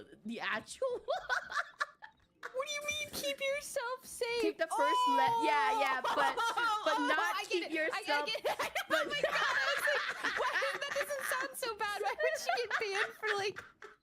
Yeah. Yeah. She said keep yourself safe, but only the letters. Only the letters. And she got 1 day ban on Twitch. 1 day? Yeah, that's crazy. Yeah, and then dude. she was What like, I sent it to my friend, like, and she kept digging a deep hole, and she's like, I sent it to my friend, like, I was trying to send that to my cat. That was not meant to be on stream. And then Kingsman revealed that the random person she sent it to doesn't even know her. She was like, I'm not even friends with this person. What the fuck does she mean? Dude, I'm convinced these tournaments are some sort of like insane. Like it's like I used to do like Twitch rival stuff and whatnot, and I kind of got the vibe that Yeah, this is where the part I just talk about, like they shouldn't be having like the 50% casual, 50% like professional player, like high rank professional players. Like people staying casual, they should just stay in casual. It's like either you set like a rank system, like at least a medium rank and like a high rank person can play. Like you give a person who never touched rank and a complete casual players to mix them. Like some didn't even play the game, and then like complete mix them, turn into a fucking tournament that have money at stake. Literally thousands, sometimes even hundreds of thousands of money on stake. And you let people casually just walk in and screw up the tryhard people? Like the pressure, even you didn't try to like screw up in the like gosh dang tournament. Like imagine like there's like a 2 pro guy inside your team and then you're just a casual player. The pressure would kills you. it can be kind of volatile. I mean, like yeah, I no, they're go in and do super it like for fun. unbalanced. Yeah, because like okay, yeah, the whole Right, thing 'cause it's was just, that like- the whole thing was Go on, that go on. the girls were like we're just playing for vibes, and then the one guy was like, bro, I really want to win. Like this is $40,000, and then she's Bro like, was this is for salivating at the money. vibes and for fun. Like you don't. And then the team captain was like called him a broke loser and was like, yeah, and I was like, bro, what? Like even for This me, tournament, dude, what the hell? yeah, like even for me, gonna like have to- no, you Trust swear? me, mean girl energy is contagious. Oh, you gotta watch the video. I watched. And the thing is that even you are not a mean girl, okay? If you work or like live with a bunch of mean girls, you would actually naturally will say those things too. Like you would be like going back to your house and be like, the fuck, why did I just say that? Kind of stuff what happens too. It's just like that.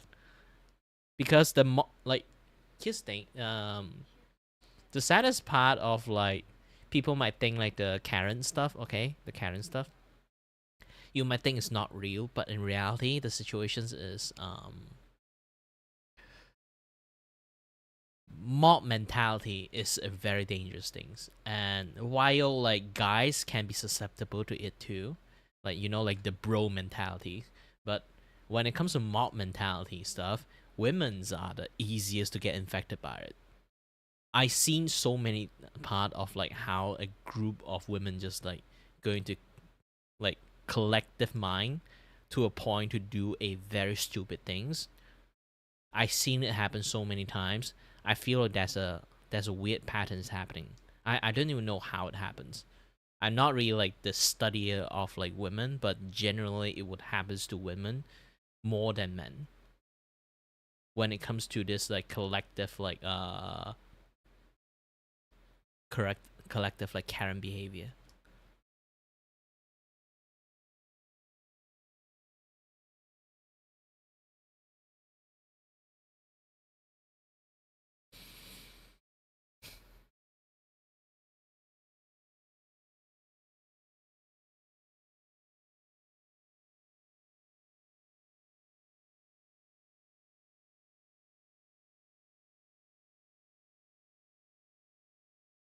Not even insult on girls. I mean, like, it's a natural state. Like even guys have it.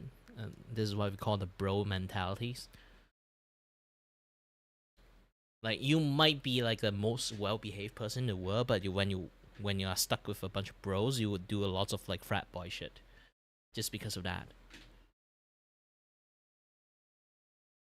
This is what we call mistake can happen situations. All the all the videos, because I was like there on ground, like not ground zero, but I was there on day one. Oh my god, wait, did you get you like lost the round and you didn't go to like day 2 or something? No, like as in like my friend was supposed to be in the like my friend substituted for the guy that got kicked out. So then I was like so caught up on like, and then I asked him why he was subbing, and then he was like, oh yeah, like this is what they told me, and I was like, dude, what the fuck? I thought, what the fuck? Why is there a sexist guy? And then later on I found out that girls were just spreading rumors. Why would you even get so serious for like a freaking Marvel Rivals stream tournament? Like that's crazy. That's crazy. Bro, the craziest I don't even shit. get that like sweaty and actual like ranked and stuff. Yeah, like because it was like it's like a lot of money for these people too. So, but it's like it's crazy because it's like the tournament organizer was like to the guy that got kicked out. He was like, "Why are you like if you care about money so much, just go pro. Like, why the fuck are you like this is a creator tournament for fun? Why are you participating?" And I'm this like, was like a creator hosted tournament. No, it was like like there was like some pro players in there and like some creators. So it was like 5%, 5 to 10%. Oh yeah, like pros. the nonsense type tournaments. Yeah, like, but then like, it's like very skewed on like the thing is like pros barely make any money too. So it's so like that's just some fucked wait, what up was reasoning. the money? What was the money reward on this? Also, I'm sorry, I'm like enraptured by the detail of my toes. So Have you seen it? So like first place, each player gets $3,000, which is a lot of money for like a college student. For five people, or was it? For six, like split, like it's I don't remember. It's like 3 times 6, so each player themselves gets 3K. Oh, it's like really? everyone gets paid for the tournament, For but like first though, that doesn't even seem like a ton. Like, am I crazy? I feel I thought like if you get first in those tournaments, it's like big money. I think like 3K is a lot for like a college student though. In general, is it really? I mean, yeah, that's like half a tuition, isn't it? That's half a tuition. That's still a lot. Yeah, it's a lot. I don't know. I feel like, I mean, I don't know. I guess if you play Marvel Rivals tournaments for money, there's got to be other opportunities for that. Not a lot for like because like I mean like.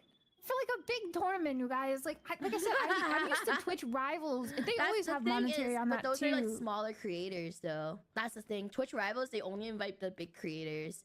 So like this guy was like a really small creator, because it was like 70% were like smaller creators, and like 30 were like the big ones. So like for me, like it would be like I would always forget about cashing in the money because I'm in so many of these tournaments. I don't know if you joined like non-Twitch Rivals, but there's like so many forms you gotta like fill out, and then like tax forms, etc. to like get your money. I don't think I've ever done like a non-Twitch tournament type thing. But like I always still try, like no matter what in the tournament. I still like flex whatever they need me to play, and I still try. But it was like crazy because the like 3 to 4 of them were like, I'm just playing for fun. It's just for vibes. So now it's a meme now. They're like, I'm just playing for vibes. Yeah, they're just like, oh no, are you gonna play for Who went to a vibes? tournament and play for vibe? Okay, I gotta remember now. If people say I'm just playing for vibes, I'll be like, I know the reference now. I don't know how I didn't hear about this at all. It's crazy. It actually broke mainstream. People around, like everywhere, people who don't even play Rivals are talking about it and laughing about it. And then the thing is, the guy, I think I Kingsman, saw like the tweet, like somebody tweet Critical's video, and they're like, this the situation is crazy or whatever. Yeah, and now so I guess. Yeah, that makes sense. Yeah, and like it's crazy because the guy that got kicked out, he streamed for like the first 5 minutes of his stream. He basically made 3K because everyone was just donating and sub. Can I just get into some controversy so like people can just pay me money? Watching him, it was this like very small streamer too. He was like he didn't even have Twitch partner at that time. Damn. Yeah. So he was, wait, like, a super small girls streamer. they were harassing him? Yeah, the or girls were vice harassing versa? him. Aw, what the hell? Yeah, because all he wanted, he was just trying to get her to stop playing Widow, because he was like, for a more winnable team fight, you gotta stop playing Widow. Would they have like? And he's like, a rank 1 magic player. Anyway, they could have gotten bag. Yeah, and then anyway, so I got invited to a tournament for next week for Boger Bash 2. I mean, I asked Boger, I was like, oh, do you have, because he announced this other tournament, and I was like, oh, do you have stats? He's like, oh, I can make you a captain. I was like, I do not want to. But then he was like, oh, it's okay. I'll give you. We're gonna be assigning pro players. So like during drafting, when we're drafting players, like you can ask them to draft the players. And I was like, oh, so like if I fuck up the drafting, I can just blame the pros. I always want that role. You know, when it comes to a lot of like even just the group project stuff, I always want to be like the guy behind the scene. At least I will still do my job, but like. If shit happens, I just doing my job, okay? Like I would be blameless.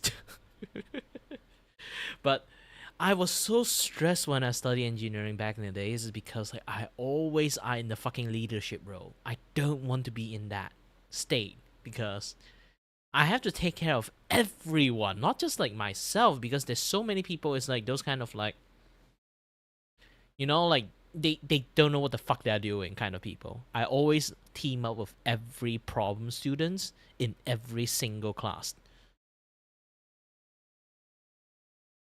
which I end up have to nanny everyone so much to the point that I literally have so many lack of sleep. I'm starting to realize something is wrong with my bodies, because back then if I'm still like super healthy, I didn't like do overnight work that much, this and that other stuff, I would not detect that my body actually behaving weirdly. It's because like I've been degrading my body a lot around those times, and then when my body cannot handle and take care of my like ear like balancing issues, I'm starting to like felt like a lot of things that weird started happening, and then I realized that, oh shit, this is not like a livable situation for me. So I kind of like abandoned the engineering study because of that. The pressure of being in leadership is really high. Like sometimes I would rather be the vice, or like, you know, like the vice leaders that handle like some of secretary stuff, or like just the other like important things, instead of like the main important things to take care of everyone. It's so tiring, especially when everyone is problem students. You really have to spend your time to, you know, like actually teach them stuff. Maybe they're willing to learn, they're just stupid at this, so you have to like develop a special way to just teach that person's. Like why I do that shit again is because I always dreamed to become teachers. So I think I just like unconditionally switch into teaching mode when I see people who actually needs help and stuff. This is the mode I oftenly like kind of stuck in. If you guys like watch my stream long enough, I think you guys also see that pattern too. 5 deaths, 0. Because I was like, God, 0 kills, 5 deaths, 0 assists in that match. Oh my god. Yeah, I could be like, I didn't pick this team. The pro players picked it. I have 0 accountability. I don't know what I'm doing. Oh my god. That's crazy. Especially because it wasn't even like I could understand, especially like if it was, because I only know Twitch Rivals, which is sometimes like, they can, sometimes it's like good for content, you know, it's not too sweaty, even though like pros get invited. It's not, it's mostly like a stream event. It's like, but no, for like but there's always like actual, 1 to 2 invitational teams tournament. But there's always like 1 to 2 teams that that are like super stacked though. Oh, I just have be a right workbench back. Really already. I'll quick. just, oh yeah, no, it's crazy. The drama is so crazy that like a basketball like what is it, the Atlanta basketball team tweeted like made a TikTok about it. And also like I was talking to one of my friends, apparently he was at the hospital getting something checked out. While he was in the waiting room, people were like on their phones laughing about the fucking Marvel Rivals drama, and I was like, holy shit, that's how mainstream it has become. I was talking to Coney, and he was like, he doesn't give a, like, all he does, he plays, he like does play Rivals, but even he was like, oh, hey, Doki, did you hear about the Rivals drama? And I'm like, the Kingsman video has 1.2 million views. Guys, I saw that video when it was 40K views. Yeah, it fucking went mainstream. No, there is no way any of these girls can have a career again. There's no way. Even then, like, Nah, being a people see them girl, in the game, people are just most of gonna the throw the case, game. they can just And like, then if they have a tweet good about, voice, like, they can just turn into VTubers and then women restart the in entire career again. Spirit by Sadly, 100 that is just years. how internet I works. was like, no. I think the most their games, and then the tweet about like they set back women in gaming sphere by 100 years. I was like, no. I think the most fucked up part was that one of the girls that threw him under the bus was his consistent rank duo. I was like, how the fuck did you not defend him? Like, I would be so fucking mad. I always defend my duos, and I'll be like so fucking mad if like my rank duo did not defend me in the. Oh yeah, I was telling them how like one of the girls that was in that drama was like the guy's duo partner in rank, and she like threw him under the bus too, dude. That I was like, that's fucked up. Like, how do you play with this person consistently? Like, he like literally boosted you, and you can't even defend him. They don't know what it's like to be a professional e-pal, I guess. Then don't watch me. Yeah, I was like, easy. I was like, how could you not defend your e-pal? That's so messed up. What did they think was gonna happen? I think they thought that they were like the guy wouldn't make a video about it. Like he would just like suck it up. Good on them for sticking his guard, though. Yeah. Because like at first people like his friend was like, don't make a video about it, just suck it up and go next. and then he made a video about it. Yeah.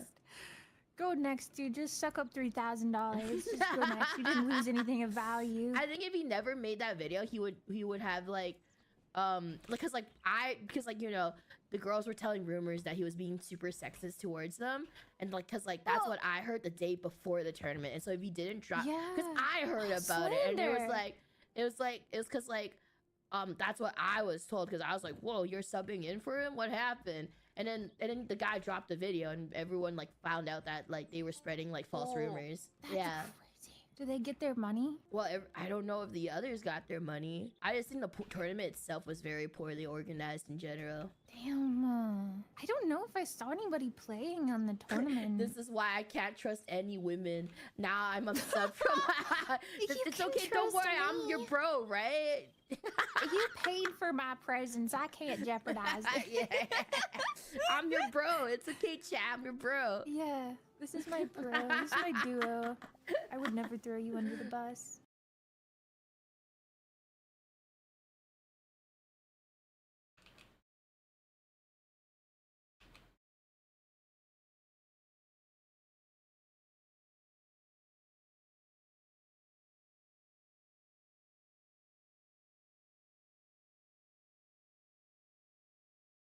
This is what the lesson you learn. Pick your e-pal.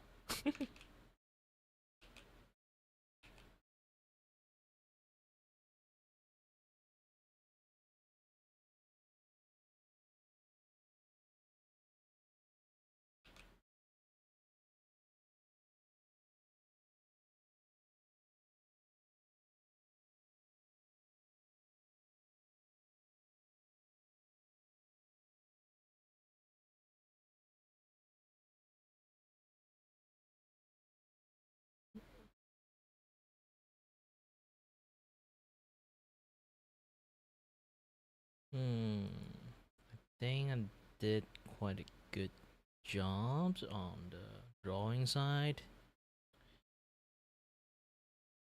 What time is it already? Yeah, it's close to 5. I supposed to be work to a 9 to 5, but I didn't start at 9.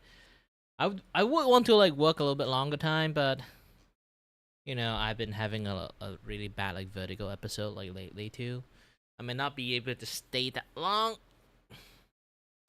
Just recovering from my vertical issues is a very difficult thing. Yes, I might be able to chat a lot, like talk a lot, but I'm literally like there's many cases that my mood is really like up down swing at the moment. is because that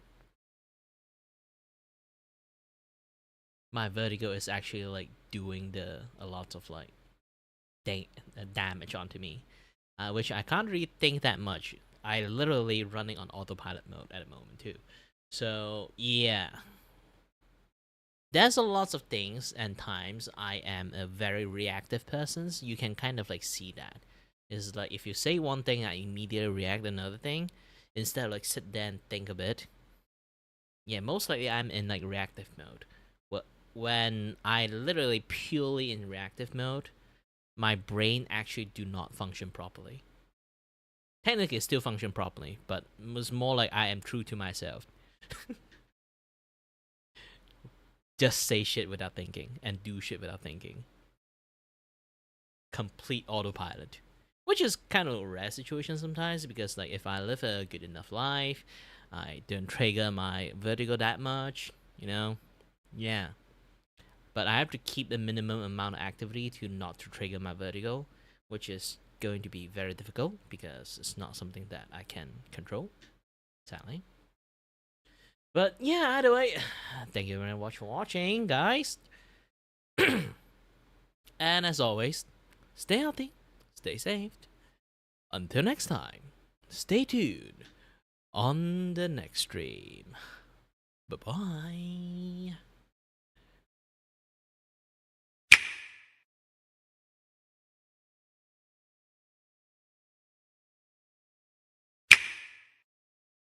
By the way, I should at least show you guys the work that I've done so far.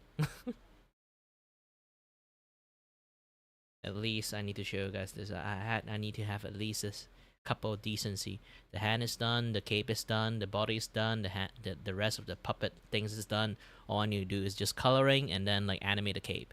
And then this will be the first phase finish. And then second phase will be like I will squish down the head and tilt them down furthermore a little bit, and then like the hand will lower down and to show the books like getting lower down and stuff. And also I forgot to draw like the taco guy like on the shoulders. Yeah, aside from that, again, thank you very much for watching, and as always, stay healthy, stay safe. Until next time, stay tuned on the next stream. Bye bye.